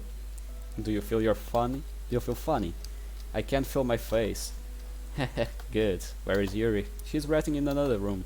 I want to see her. Try to sit up, but Julie quickly sits up and forces me back down again. You can't get up. What the hell is wrong with you? What? Jill looks at me in the eyes and points directly down. Following her instruction, I notice the fresh and pristine white bandages wrapped around my stomach. You will rip a stitch open. The bandages are there to help secure them as keep your stomach from falling out of your body. But I was only stabbed by a box cutter. Be that as it may, when you arrive here, your wound was ripped open beyond hell. The fact that you didn't just bleed out and die on your walk to the town is a miracle itself. I see. Well, that guy did kick us pretty much like 5-6 times on the stomach. The kicks probably opened more the cut. So yeah, she got the point. It didn't feel too good either, did it? Hell no! You must have hidden it pretty well too, since Yuri said you made no mention of it until you just dropped onto the asphalt parking lot. Yeah, that was my intention. Julia sighs and looks off to the side. It was to keep her from worrying, right? To keep her from panicking is more accurate. This time was I guess justified, but you do have a habit of hiding your pain from others, even if you're hurt and need to help. Ask for help when it's necessary. Come on, don't lie to me. When is necessary. Like earlier when you went in shock and couldn't say shit about what you were going through. You raise a voice and aggressively points to the side. And don't get me started on what kind of trouble you were in. You nearly died out there. If the ambulance hadn't come when it did, I would be burying you right now, yeah. Alright, I get it. I fucked up, I'm sorry. I know Ashley and I trained you to ignore pain and get the job done, but I think we taught you a little too well. Is that a bad thing? I don't see the bad thing. I mean, isn't that because of that? Every person has their limit, no matter how rugged, trained or hardened they are. And it's that the best we never push ourselves past the breaking point. I don't... She stopped herself like she was about to say something she didn't mean to share out loud. What? Don't worry about it. No, tell me. Not many things make you just stop in place like that, so this must be important. Fine, I don't want to lose you. You mean a lot to me and I refuse to fathom you not being around anymore. Julia's words catch me way off guard. Normally she doesn't really tell me about these kinds of feelings, and when she does, I just shrug it off as her being hormonal. But I guess I understand what type of position I put her in, and it definitely deserves to be recognized. I take a deep breath and look at Juliet and assure her. I understand where you're coming from. It was wrong of me to endanger myself as much as I did. I wanted to very badly just to protect Yuri, since I am the entire reason that all of this happened. It was unfair for her to be dragged into something that just my presence instigated. And like a fool I rushed into the situation without regard for my safety. It's kind of your style. You're meant to do whatever it takes to complete your assignment. But that has almost as many cons as it does pros. Regardless, I'm sorry, Julia, for making you worry. Wow, I wasn't expecting you to apologize. It's alright, I'm proud of you, even if you nearly cost me someone very dear to me. As conscious as Yuri was, she gave me a brief rundown of what happened, and you did it very well. I wonder if she's okay. She wasn't in any life-threatening danger when when I lost consciousness, but the drug she was administered is what plagues my mind. So let's talk about what happened. You sure? You can rest for a while. I'm in a rush. You got me a little bit of time off. I can kick back and relax for a while. I think it's important to discuss the terms of what almost killed me. Alright, so here's my understanding so far, because Yuri was very, she was drugged. Was going to say unstable, but yeah, that's the better way of putting it. But she wasn't giving me information that seemed 100%. I want to know if she's okay. What is all of a sudden? Julia, I want to know if Julia is okay. Her vitals are stable, but the medical staff are still waiting on her blood labs to come back. As of right now, we are unsure of what exactly she was given. How was she acting? She kept saying she was hearing and seeing things, but there was nothing there. She couldn't keep herself upright a lot of the time, and her speech was heavily slurred and impaired. And it seemed to have been affecting her in waves too. Yeah, it's definitely something that affects the brain, but that's too vast of a field to really estimate accurately right now. We're just going to have to wait until the results come back. And well, without be not sure, but I made sure to put an urgent status. Thank you. Now back onto the topic. Can you tell me exactly everything that happened? Sure. Wow, that's a lot. Yeah, tell me about it. Well, you survived it all, just like we trained you. I didn't do it because I was trained too. Huh? I had to not only protect Yuri, but prove to a few points myself. What do you mean? Let's not worry about that right now. Okay, anyway, their main goal was for you to reveal your affiliation with the company? I assume so, because they knew about the Oceanside. To be fair, if you can find someone who knows about Oceanside, it isn't really much of a secret. To the general public, of course, it isn't known, since it's entirely private for good reasons too. It was just something that caught me off guard. What information did you give them? Ashley's name, that is pretty much it. So that actually came in handy for once. I have no idea why they were trying to get this information. It basically looks like it was a personal attack on you, and not a company or infrastructure in a whole. Perhaps. Julia leans back in her chair and lies her head on the backrest. You should probably head home now. It's late and you look extremely tired. Never comment on if a girl looks tired, okay? And plus, I'm gonna stay here with you. We have things to discuss tomorrow anyway. Right, and goddamn, then again, the bruh. It seems like the drug one is me, not Yuri. Goddamn it. Right then, good night, I guess. Good night. And yeah, let's go.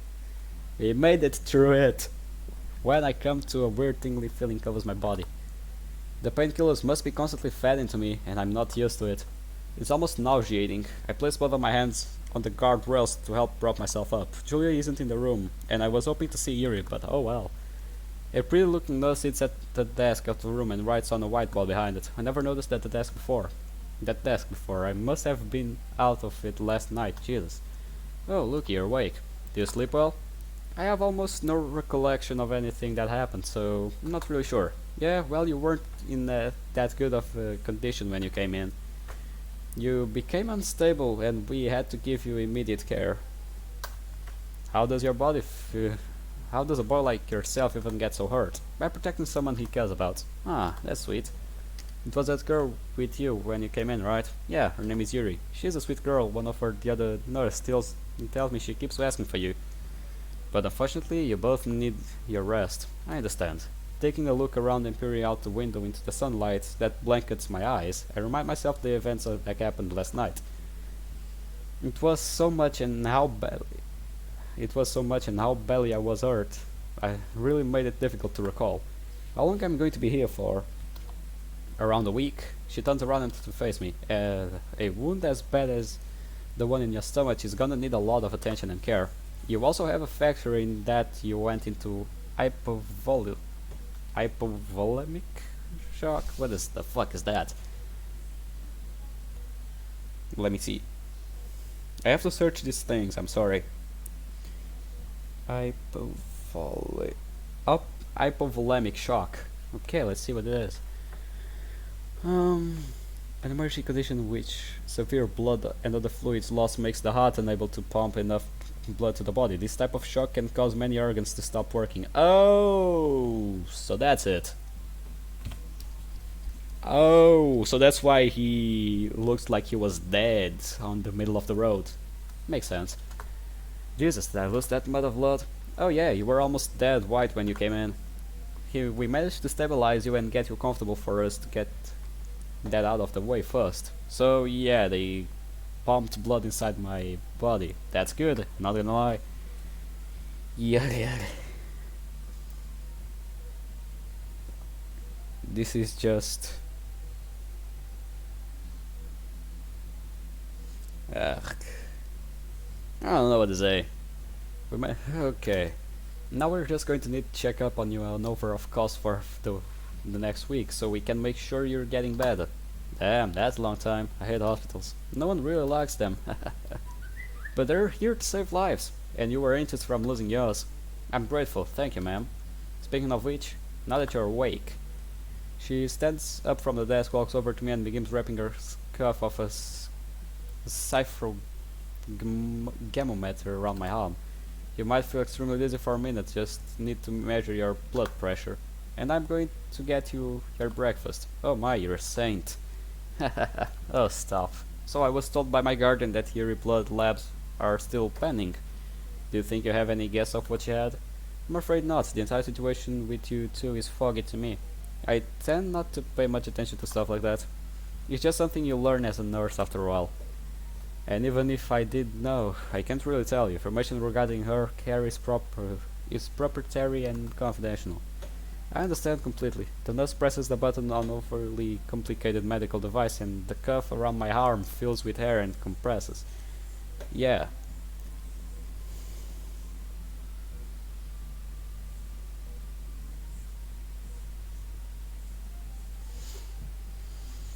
Yeah. Almost immediately I start feeling extremely dizzy. If you're dizzy, just lean back against the bed until it's over. I do as she says and wait for it to stop. When she is done, the cuff eases the pressure on my arm, and I can almost literally feel the blood rush back through.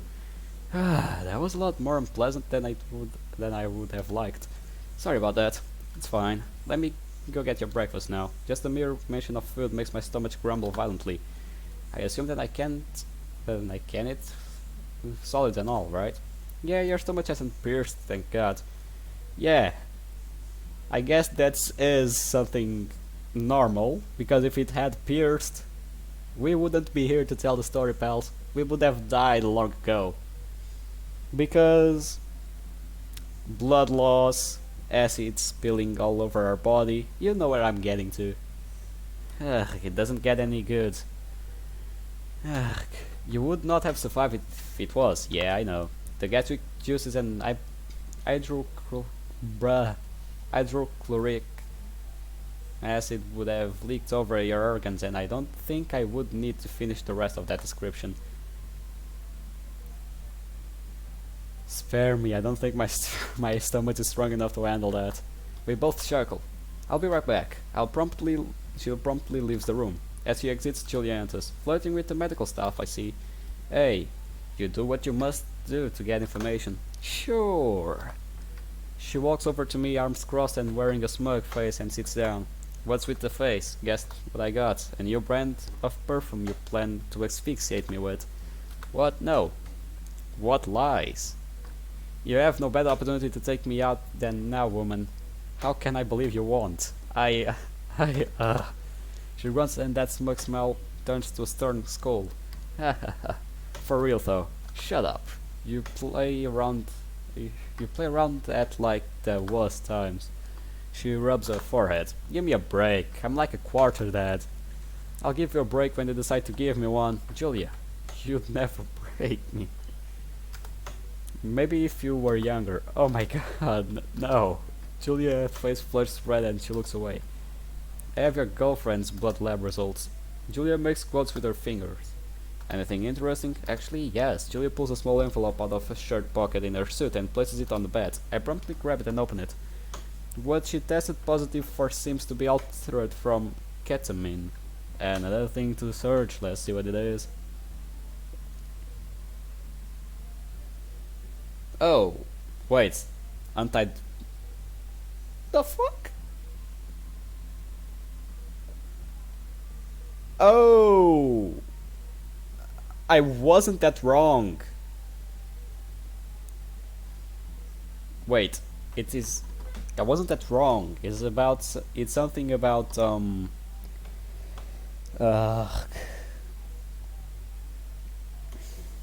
I forgot what it's named.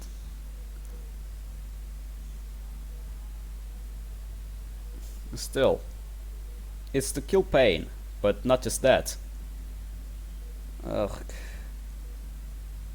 So, you lose the reality. This point, well, you lose your personality, hallucinations, you lose track of what you're doing. Yeah, that makes sense. But it's also a drug that treats depression.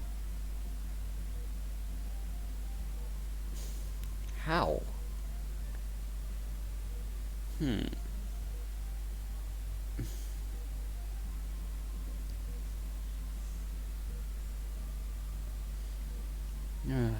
let me see. Wait, are you joking, right? The fuck? There are people that use this like a normal drug to get high. Ugh. That's a pain. Ketamine, isn't that meant to be an anesthetic? Traditionally it's administered as one, but the traces the blood lab found didn't match the common variants of ketamine. You did say she was having severe hallucinations and she can't really recall much of those hallucinations to explain. Well, that is something ketamine does, as what I read here. You lose, like... How can I say it in English? I know how to say it in Portuguese, but in English it's different. You lose the sense of reality. You don't know where you are. You're nuts. You're high. That's the thing. Yeah. Guess that's the best way to describe it. Yeah, dude. So I think it was altered with a hallucinogen, which, if so, kind of makes sense as to why your captors gave it to her in the first place. What do you mean? Think about it, Lucky. To either force her to tell them information or to incapacitate her. Maybe both. You're on the right tracks. She also did end up getting aggressive and attacking things around her. Maybe it was Pharisine. And they wanted to attack you, making your escape more difficult? That would mean they would need to rely on Yuri's emotional problems. I don't quite think that it's something they just know about. Does she keep that stuff hidden? Like you have no idea. I guess the only noticeable part of that is the cuts on her wrists. But she told me she was going to stop doing that. Julia stiffens her posture suddenly but slightly. The hell are you hiding from me? Julia lowers her voice. When Yuri was checked in, she had several wounds on her wrists that were badly infected. Son of a bitch. I won't say that about her because you like her, so don't. Don't say that about someone you like, or I might break your neck, even if you are a game character.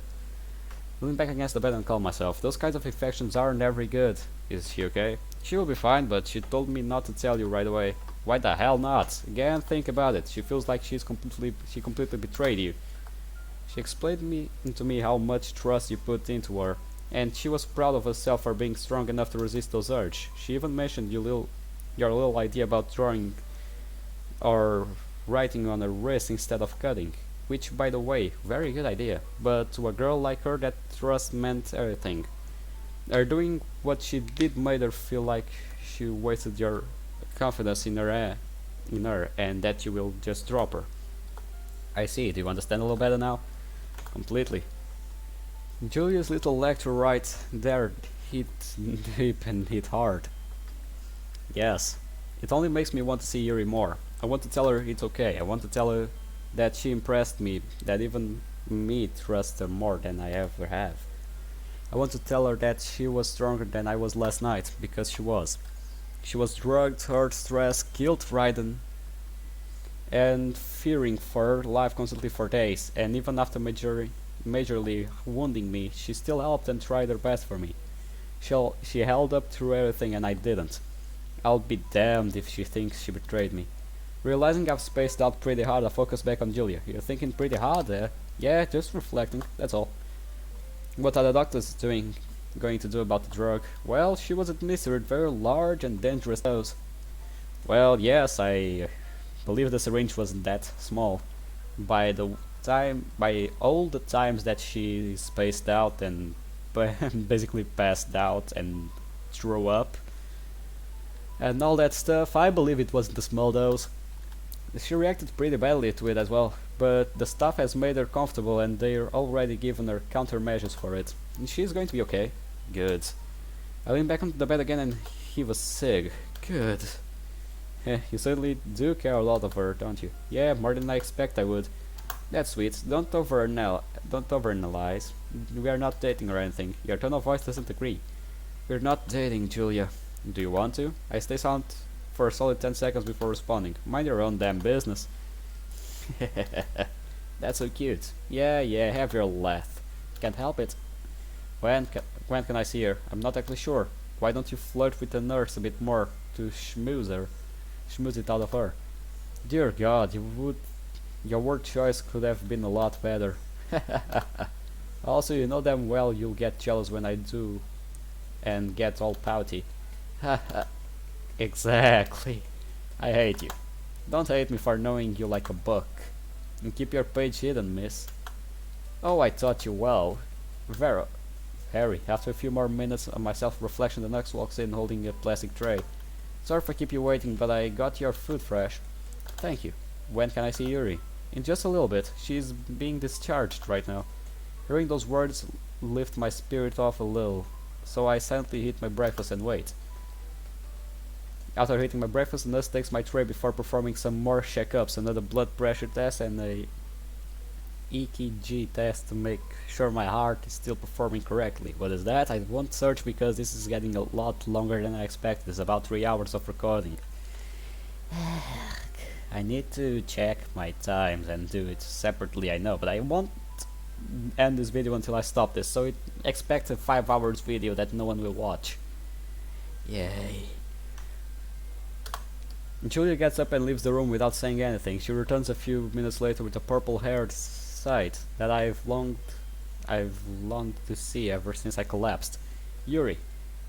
Okay, I'm so glad you're okay. She rushes over my bedside. You did too. How are you feeling? Definitely a lot better than I was last night. That's for sure. How are your stomach? It's been better, but what matters is that I'm alive, and those bastards didn't have us down. Right.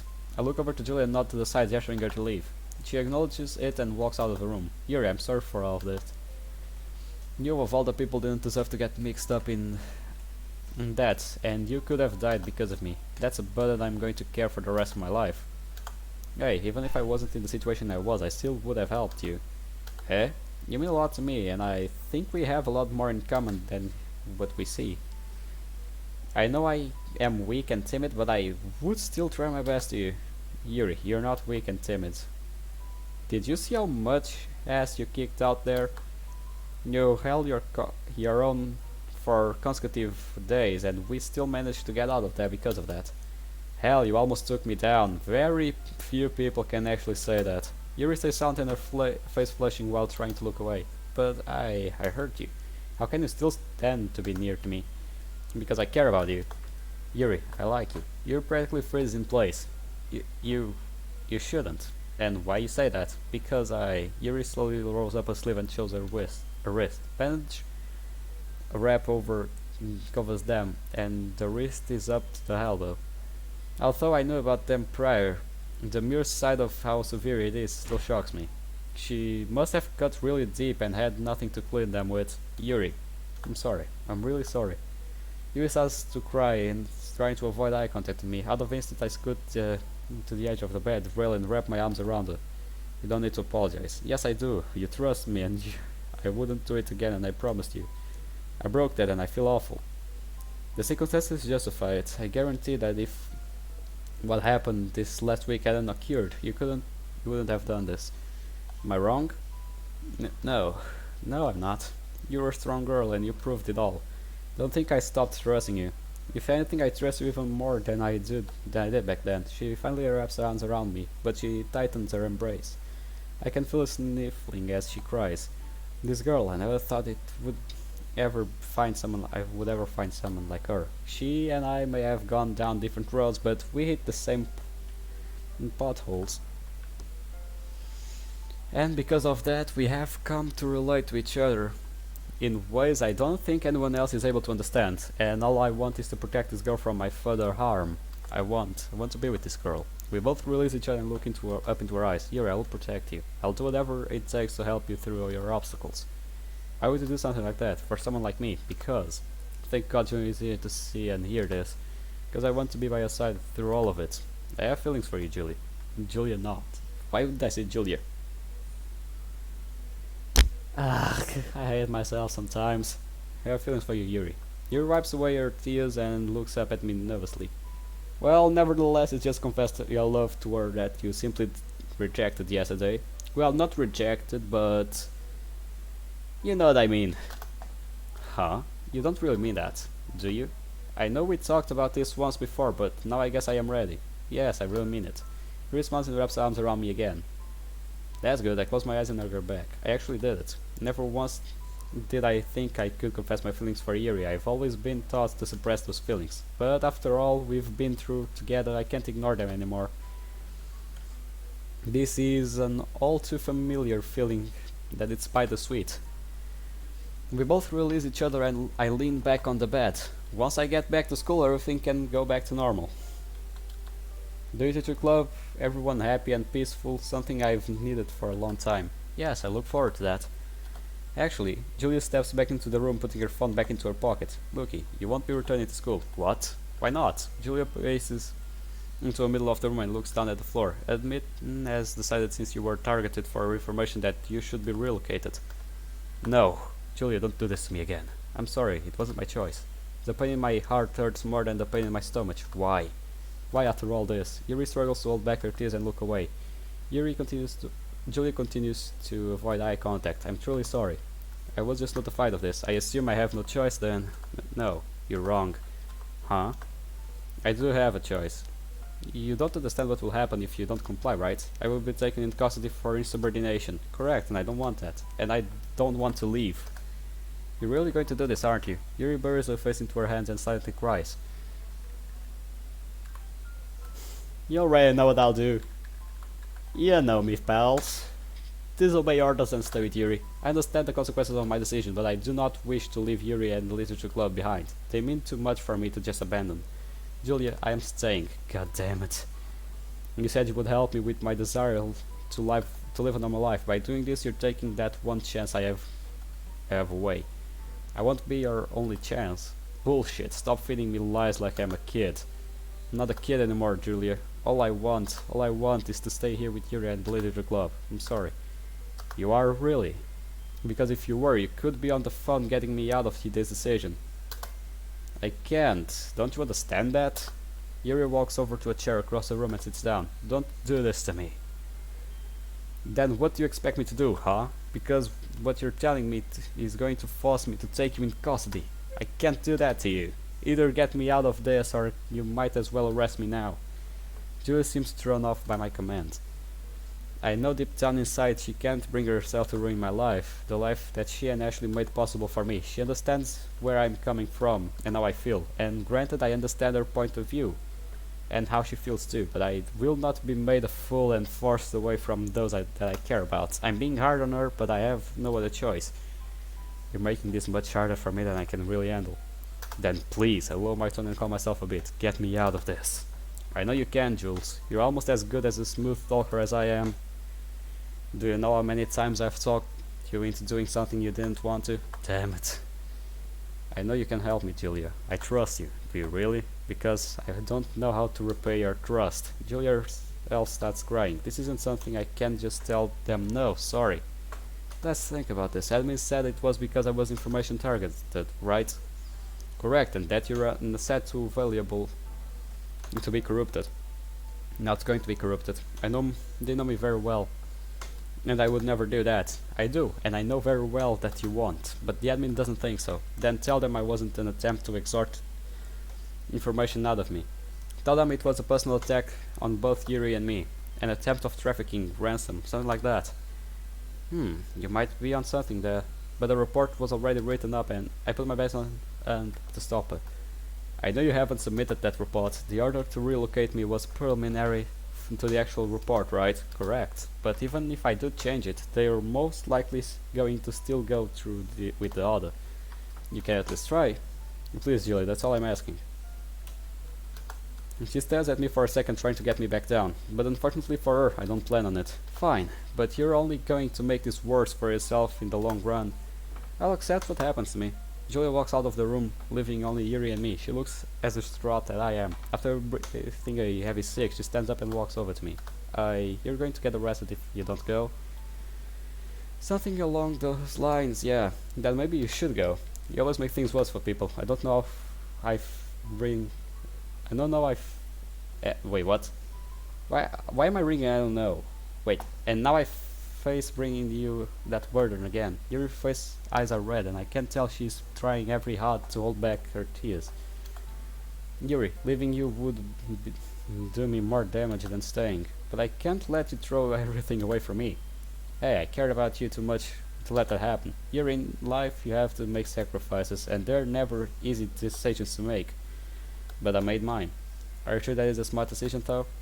It definitely was not, but I came here so I can live a life normalcy. And it's normally not normalcy, but okay. So to finally relax and learn to develop myself as something other than a tool for others to use.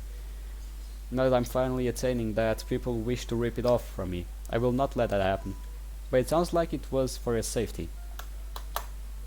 Yuri softens her voice and peers off to the side. It looks that way on paper. My safety isn't something my profession is concerned for. Well, yeah, after all, you'd kill people for money, so you can get killed on it. So yeah, they don't care about you. They just use you as a tool. They're only worried about the potential of leaked information. Trust me, I know what I'm doing. Yuri still retains her hesitation and sniffles a few times. I take her hand into mine and look into her amethyst eyes. I trust you. She smiles weakly. You're discharged from the hospital, right? Yeah, you should get home and get some rest. Will you be okay here alone? Yeah, I promise. Okay, Yuri leans forward and gives me one last intimate hug before leaving the room. The emptiness of the room and the weight of my decision almost makes me feel like I'm being crushed by some invisible force. Even though the painkillers I have coursing through me, the drop in my stomach makes everything hurt. I know the decision I made is going to have its consequences, but I stand by it. Leaning back onto the bed, I close my eyes and let my stress and exhaustion pull me to unconsciousness. I think I made the right choice. I'm not going to leave her be. I feel my shoulder being gently shaken. When I open my eyes, I see Julia standing over me. Jesus Christ, woman, I don't just stand over someone like that. You're going to give them a heart attack. Sorry. She sits down in the chair next to me and rests her hands on the lap. What do you want? Are you absolutely sure you want to go through with this? My answer has not changed. Good, because mine has not changed at all. You're endangering your future and possibly yours by doing this. You're giving her hope that you can stay here and be with her, and if you're ripped away from her, then you're just going to put her through more distraught than she is feeling now. I know girls, and I know this will hurt her more than it will hurt you. And you are here to take me into custody? No. I finished the report, but again, I'm not really sure if it's going to change anything. I appreciate you doing that, but I need you to have my back. And right now, I know you don't. You can... How can you say something like that? Because I know you're hesitating quite a lot there. You have clearance for a lot of things and you have a lot of permissions. I do, but that doesn't mean I can just overturn direct orders from above. They see that you were targeted solely for information. They are going to take measures if they see. They are going to take measures to restrict that from happening again. Julia, what happened was not internal matter, it was domestic. Yuri and I went to the police after escaping. As far as they are concerned, it was kidnapping that we got away from. We never told the police it was an attack solely on me for information about the organization. About an organization. We can't say anything about it. Julia looks at me intrigued. The only people who knows about that are Yuri, you and I. I've already told admin that what you told me. You told the admin what an incapacitated loopy teenager really high on painkillers told you. What merit would that truly have? Coming from you quite a lot. Admin doesn't know that. Julia, it's simple. You go by this approach. I raise the pitch of my voice and try to imitate yours. After further review, it is deemed that 4219's initial statement cannot be admissible due to the state he was in, as well as the influence he was under by medical staff administered narcotics. Reviewing the domestic police department's report, I can conclude it was singular even with it was a singular event with no possible chance of a trend. What about individuals arrested by the officers? I personally executed the man in charge. The rest I assume were only there on payroll. The reason for capturing me probably wasn't their concern. Probably assume I need more than guesses. Do you remember what Ashley said? Instinct trumps intuition. I was there during all of this. I took down many of these bastards and I'm conversed with them as well. With the added threat of the police breathing down their necks. They aren't going to do anything further. That makes sense, I guess. I reviewed the police report and revealed arrests were made. Yuri was able to explain where you guys were kept, as well as 911 calls from the people themselves calling for an ambulance. I don't know what you did, but it worked. As it always does. I work off of the training that you and Ashley gave me. And even if I can't fully trust the decisions I make, like the one I made earlier today, I still go with it. I look at her face and I reach out for her hand. She hesitates but places her hand in mine. It was because of you and her that I am able to make these decisions. Look, I'll see what I can do. Thank you, Julia. That means a lot to me. Don't give me the thank yet, nothing has happened. And don't get your hopes up. So was the only reason you came here tonight and tried to convince me to go? No, actually, contrary to your belief, I am still extremely worried about you and your injuries. I thought that maybe spending the nights here with you would help. And so you can stop me from running? No, I know you wouldn't run away. What's the matter? Do you have problems with a pretty woman spending the night with you? You're not in bed with me, so it doesn't count. What makes you think that won't count? Fine point. It is you we are talking about. Hey, what does that mean? You know what I mean. I chuckled to myself. Oh shit, here we go again. It does feel comforting to be able to joke around with Julia. In fact, it was something I really needed after all this. I know that it's just as hard on her as it on me. She isn't asking me to live this life that I found for myself. She's being forced to. After all, orders are orders. My thoughts are interrupted by Julia kicking her feet back up onto the bed. Excuse me, do you mind? Yes, I do. I want to be comfortable too. Not sure how you expect to sit in the position all night. How do you expect to sit in that position all night? It's actually pretty nice, if you say so. After another back minutes or so of back and forth banter, we both decide to go to sleep. I lie back onto the bed and rest my eyes. She rests her head against the backrest. But after a considerably short amount of time, I can hear her breathing shift to calm and relax. I still invite those who can fall asleep very quickly. As I try to rest, only imagine Yuri and how sad she was earlier remains in my head. Yo, come on, let's get out of here. Okay, tell me that it's been a week already. Yo, hospital food is something that you don't expect to be good, but to be fair, I don't particularly have a preferred taste palate. Okay, however, the food over the course of this past week hasn't been bad. I kind of like it. The only downside is that it reminds me of the food I had back in my old school, the tray and everything else too. But I continue eating as Yuri, Sayuri, Monica and Natsuki walk into the room. It's been almost a week since I was admitted to the hospital, and this is the first time I'm seeing the other girl since the incident. Hey, oh. Sari yelps and stops in her place, almost as if she doesn't know what to do. Natsuki is completely silent. Oh my. Hey, are you okay? I feel fine. Certainly hope you have been resting. As much as I physically can, I'm really glad you're okay. Yuri did say you were hurt and needed time to recover in the hospital. How badly are you hurt? Ah, pretty badly.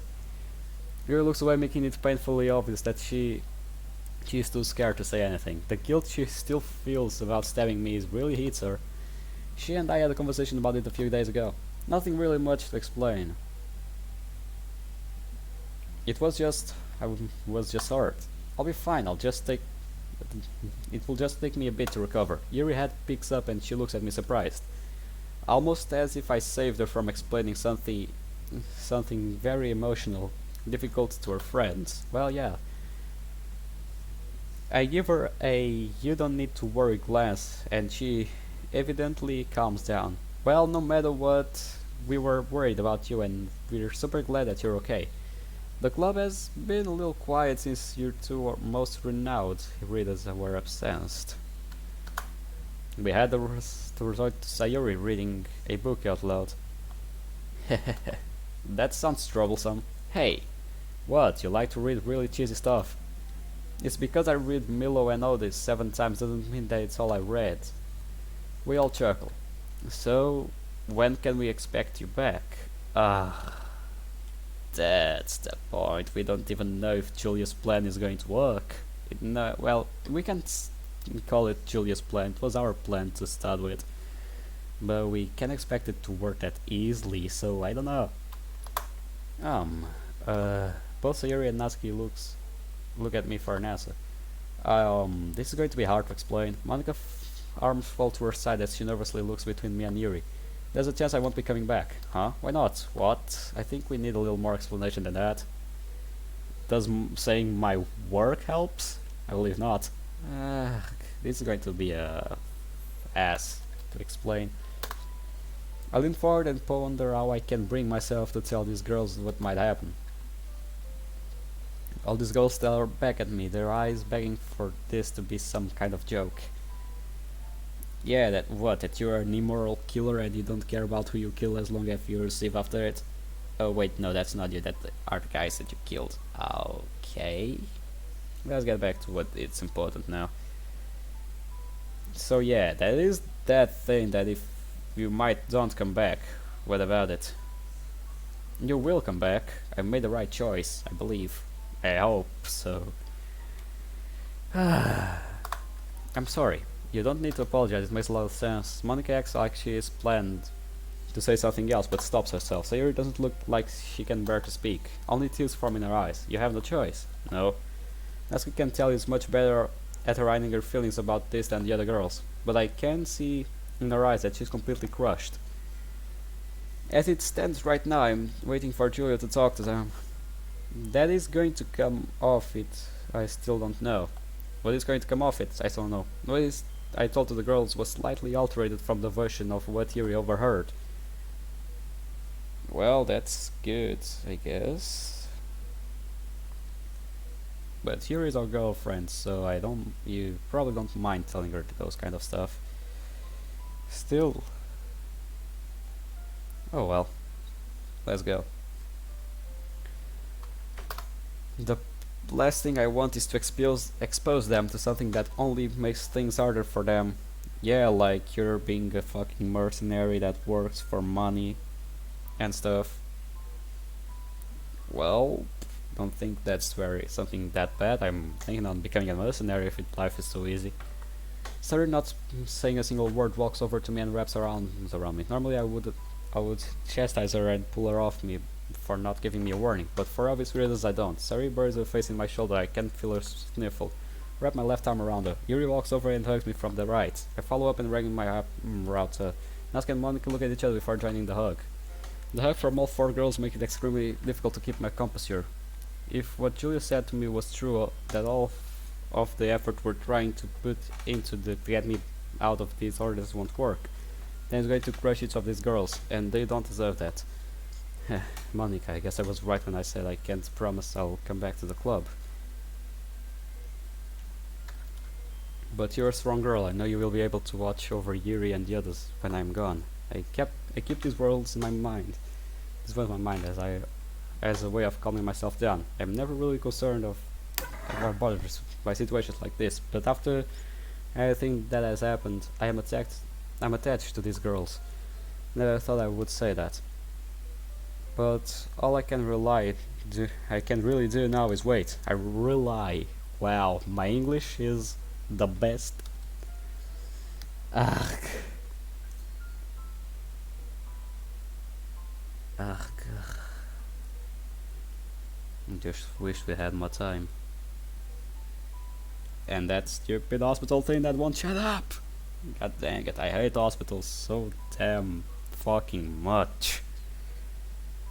But that nurse was right, they are here to save lives, and you almost lost yours. Well, yes, it's not like I could do anything about it, I was being killed. So yeah, it's not like I can do something about it. But yeah, after ending our hug, the girls pull out poems from their backpacks and we have a literature club meeting in the hospital room. They also explain that they want to come here directly after school so they could have the opportunity to reunify the club. Well, that's good, at least we won't be always taken aback out of it. But I can't enjoy the time I spend with them, as the lingering uneasiness constantly taints my experience. Come on now, at least appreciate the time you still have with them. I still think I made the right choice. But starting to feel like maybe it wasn't the right choice. Or whatever, we need to put these feelings away. We are going to ruin the game. Let's go. Eventually we finish up our time with the literature club and the girls begin to leave hesitantly. Yuri stays behind and sits down next to me. She and I talk for a while and I continually try to reassure her that everything will be fine, but she isn't dumb. She sees right through my lies. Out of nowhere, however, Yuri says something that stops me in my tracks. You know, the sacrifice you are making just to stay here with us, with me. I really just want to thank you for them. You taught me a lot about myself and you helped me in more ways than I can imagine. I understand that there is a chance you could get in a lot of trouble for staying. I really appreciate it. And if you ever do need to leave, she accentuates leave. I'll be more than willing to follow. I see. You understand that if you go on the run, it could endanger you too, right? Yes. I thought a lot this past week. Well, we still have to see what happens. But if it comes down to it, I will not put you through unnecessary dangers or stress. She doesn't respond. Julia walks into the room and looks directly into my eyes. Yuri, can I expect to look you alone a few minutes, please? Yeah, sure. Yuri looks at me hesitantly and walks out of the room, doing a triple take before even reaching the door. Alright, go ahead, just say it. Julie crosses her arms and looks off the side. I can't discern if what is she intending to tell me is good or not. So in response I prepare myself mentally for the worst while hoping the best. Alright, so admins want to speak to you directly. Wait, what? You heard me. Admin wants to speak to you directly about this. This time is truly out of my hands and it's now in yours. I've done all I can. I appreciate it, Julie. When do we go? Tomorrow morning, immediately following your discharge. I will pick you up and we will go together. Understood, thank you. Don't mention it. You asked me to try my best and I did. They were hesitant at first, but I happened to use some brownie points to score you as reconsideration interview. The way you word that almost makes it seem like I'm preemptively being punished. You aren't. If anything, you can trust me on that.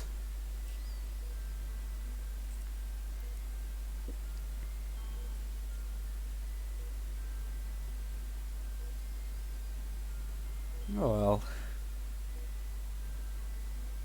Thank you then.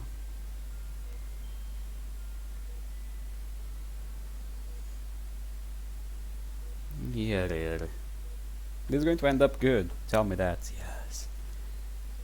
Do you know what you're gonna to tell them? Pretty much have a general basis in my mind. Good. I'm going to be heading out now. I'll see you tomorrow. Bye, Julia. She doesn't respond as she departs. Julia was oddly cold and professional there, which gives me a slight concern. Well, you can still save the situation. I really hope she's okay. Granted, I have been putting her into a position that she isn't really used to, but I know she's capable of handling it. Yes, she is. If she handles you, so she can handle that position.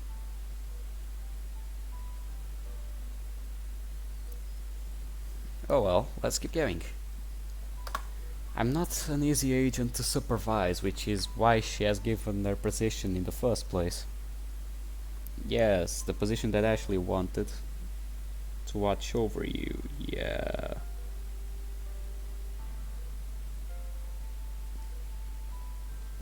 You're a hard kid, I have to admit. But so long, you're the best MC that has gotten in these modes, and I appreciate it from the bottom of my heart.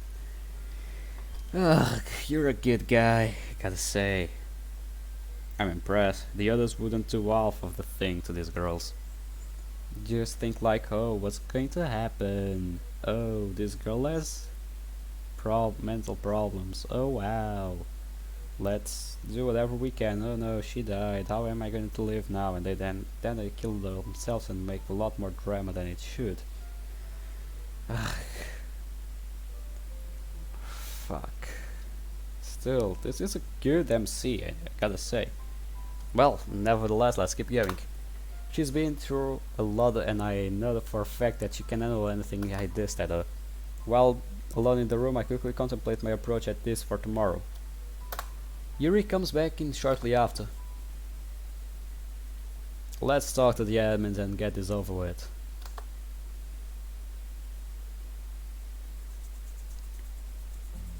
The car accelerates down the road, roaring loudly as it gets ever closer to our destination. I've been officially discharged from the hospital, however I don't feel like it. Medically I check out and I just need to rest for a while. Everything still stings, burns and aches. Especially my stomach. The wound wasn't severe enough to where medical staff needed to use staples. So they used stitches. And they were still holding my stomach closed while it repairs itself. The sensation of my skin pulling again and the stitches whenever my abdomen just slightly turns sends a chilling feeling through my body. It's not the greatest feeling, that's for damn sure.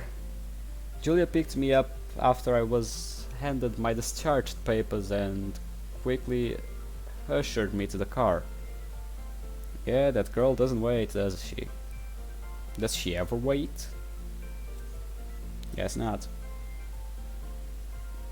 But she has to do this for us as, well, we gonna save our asses right now, I believe.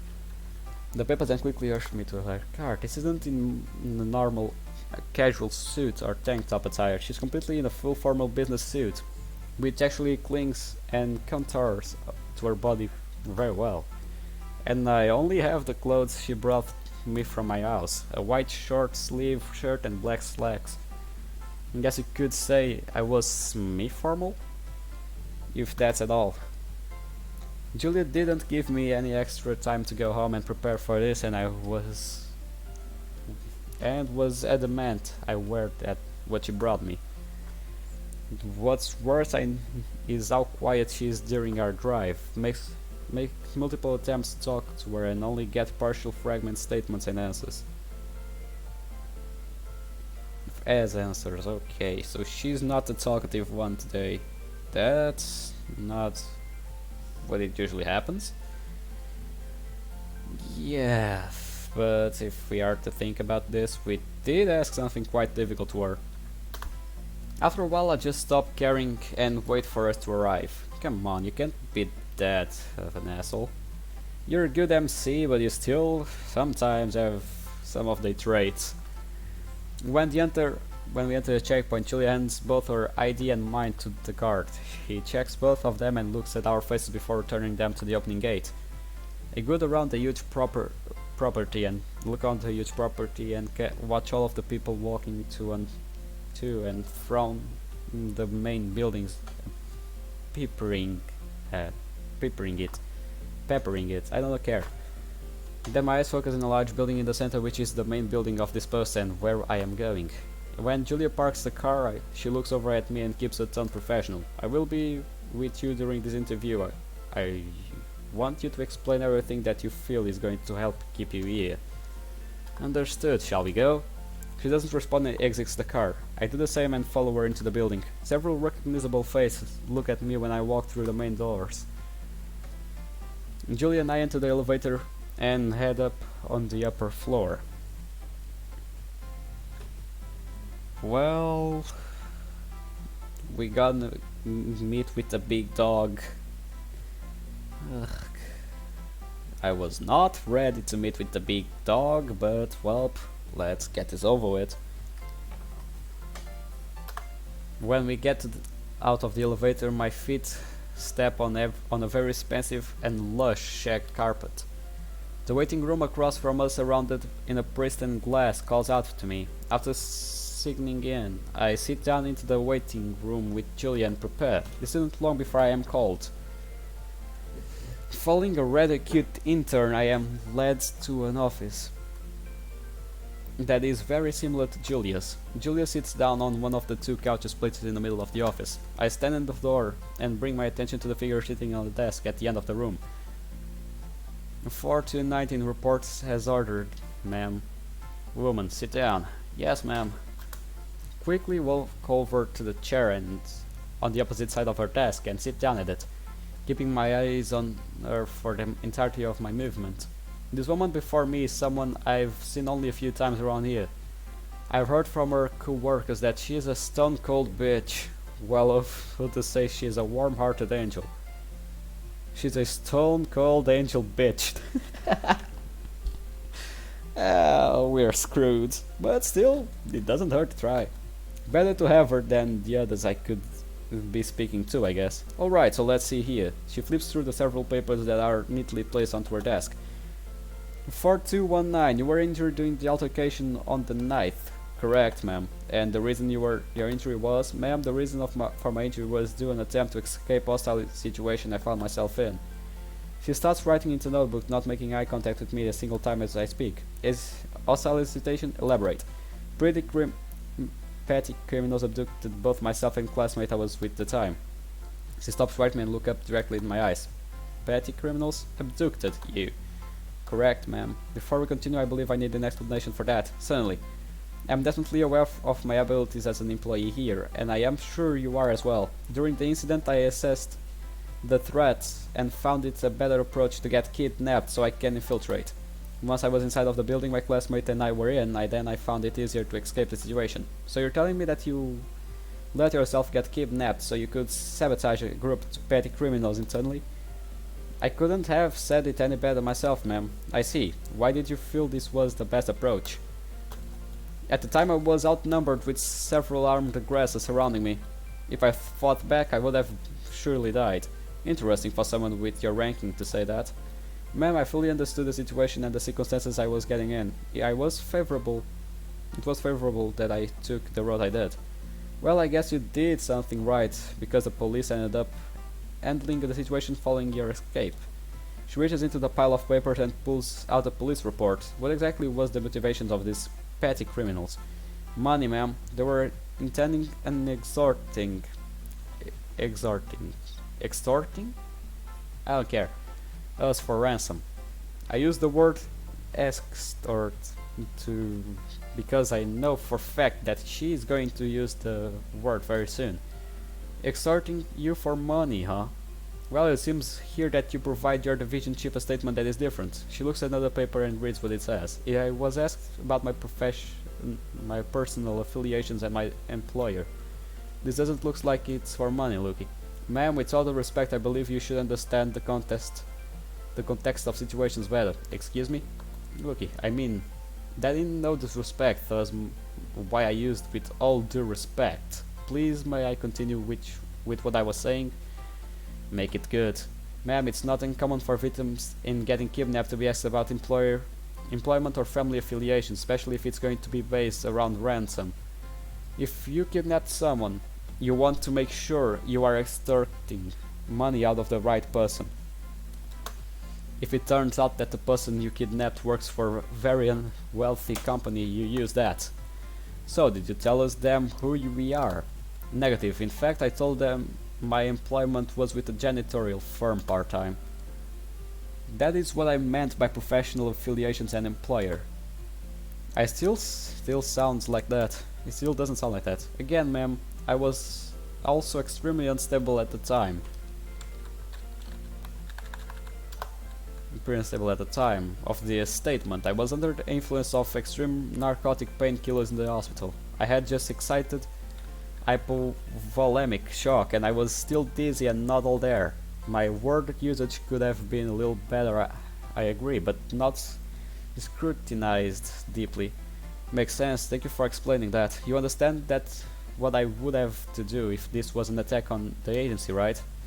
Mandatory relocation, I'm painfully familiar with that. It sounds like you would be opposed to that, very much so. Explain. Ma'am, I have wanted to sort of create a stable environment for myself, one where I can attend a local school and broaden my own horizons while also performing my duties as a reserve. And since arriving where I am now, I have done just that. I'm attending high school, I'm a member of an academic activity after school, and I'm providing myself a stable living environment that I have wanted since I was a child. All the while I'm still maintaining and even exceeding the standards the staff here have laid out for me. Huh, interesting. She looks out of the side and pulls out a folder with several sheets of paper inside. Placing several of them on the desk, she looks over with great interest. Yeah, I guess you are correct about that. The scores from the simulated tests, turning exercise, and even from her quarterly reviews are still extremely high. Correct, ma'am. Now that I have a stable environment for myself, I believe it was given me a great benefit.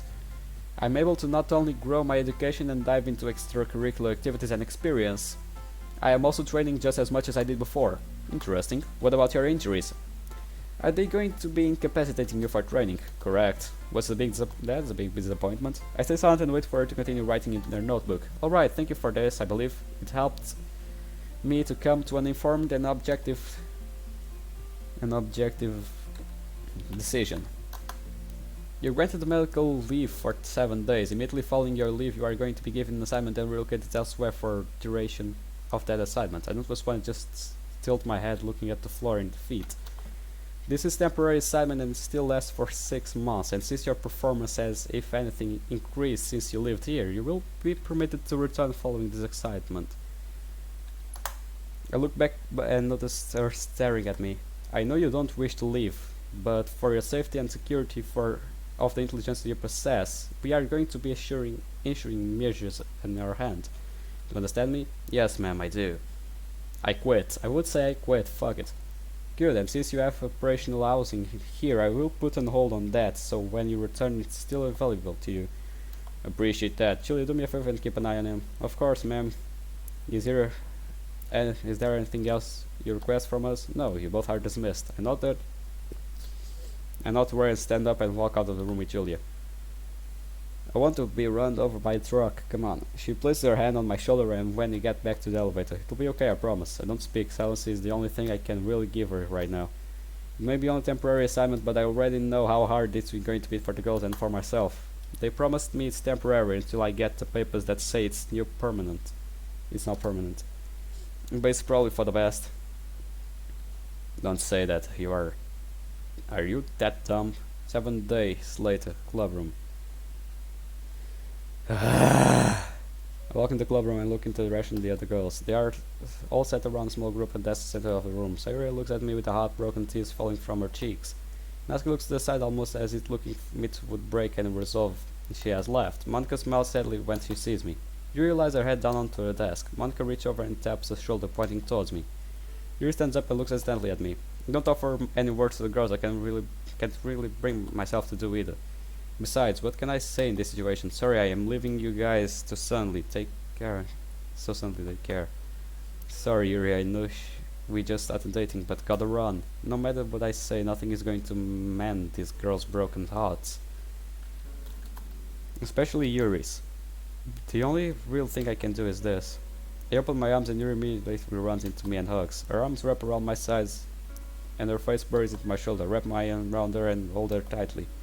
Yuri rips into my shoulder and clings onto me for her dear life. I don't want to do this to her, but I don't have a choice. The other girls look at us and try to hold back their tears too.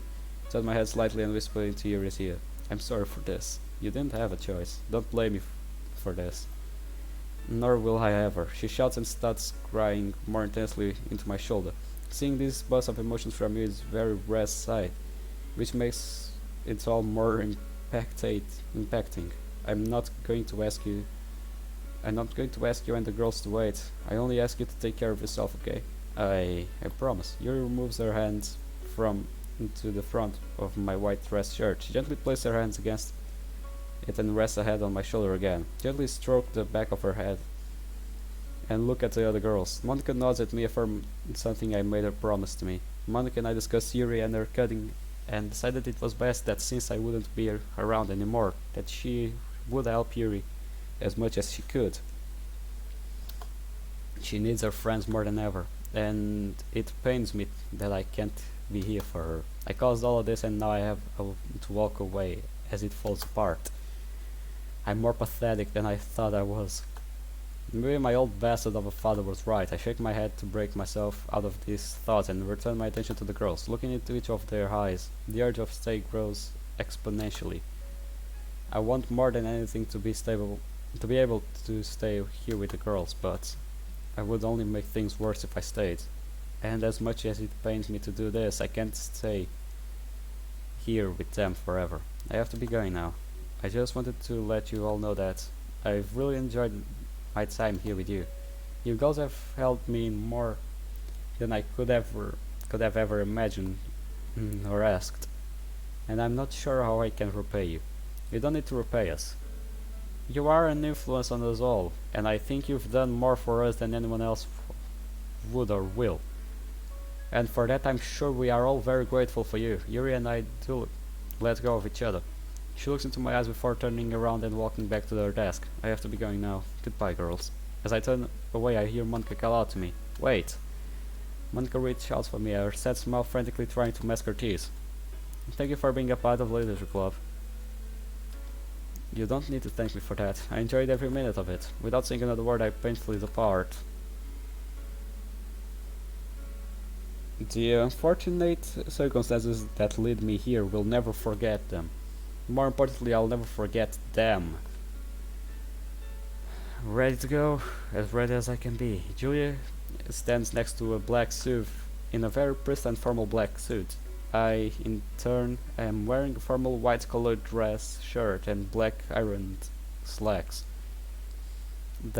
She opens the back passenger door and ushers me in. When inside, Julia sits next to me in the black and taps on the driver's shoulder, signaling him to start the car and leave. Afterward, she looks at me, aware of how emotional torn I am inside, but still keeps her cheery tone audible. You doing alright? I'll be fine. I know you will. She pats my shoulder and starts to focus on her phone while I take one last look to the school I've grown fond of and the people inside of it. And so once I was on the flight out of the city, I tried to look past everything I was leaving behind. Whether or not I return is a pipe dream that I don't really wish to hold on to. I will take on my excitement with the image of Yuri in my head.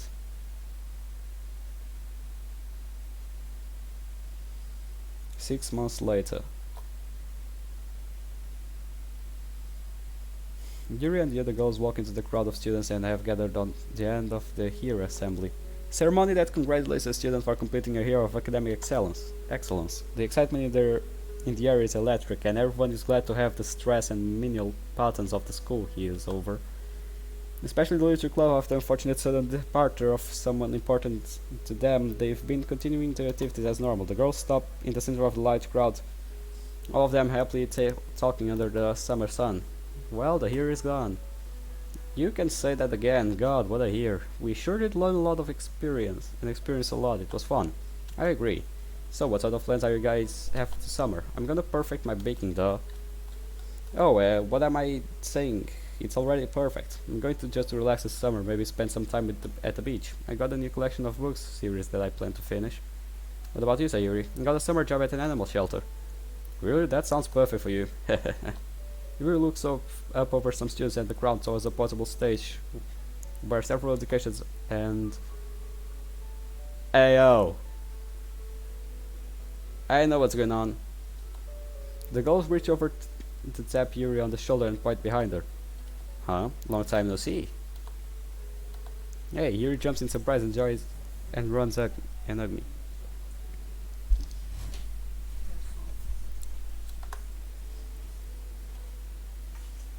So we did came back, huh?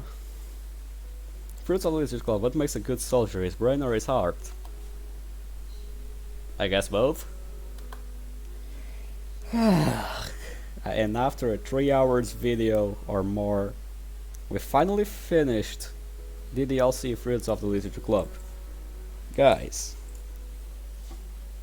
this game, I'm not going to call this a mod, because this is not a mod, this is a full game inside of masked by a mode.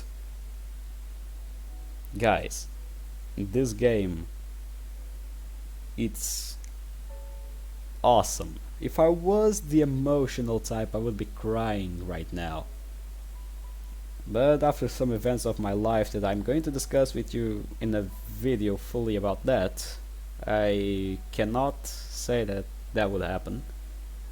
I cannot say what happens, but if I didn't experience some things in my life, I probably would be crying right now. But still, this game is amazing. It gave me a new perspective about the MCs. But there were some MCs I thought they were good persons, like the one from Exit Music, the original, and the Exit Music Redux, and like the one from the good ending that started to be a bitch at the end to Monica, poor girl. Dude, I love this game. I would love to see a continuation about the girl's stories. Like, if the guy of the mode ever sees this video, I believe it won't. He won't or she won't. But if whoever did this mode gets this video, I want to say thank you for all of this. And I would love to see continuation of this, like what happens after all that happened. A little continuation about the life that we are taking after this. But hey, it's time to end this video, and I'll start another mode today. It will be probably, I don't know, but I'm thinking to start the Fallen Angel one, but I'm not sure about that, so I hope you guys enjoyed this video. Well, I'll see you on the next episode. I'll see you on the next mode. See you on the flip side, guys. Goodbye.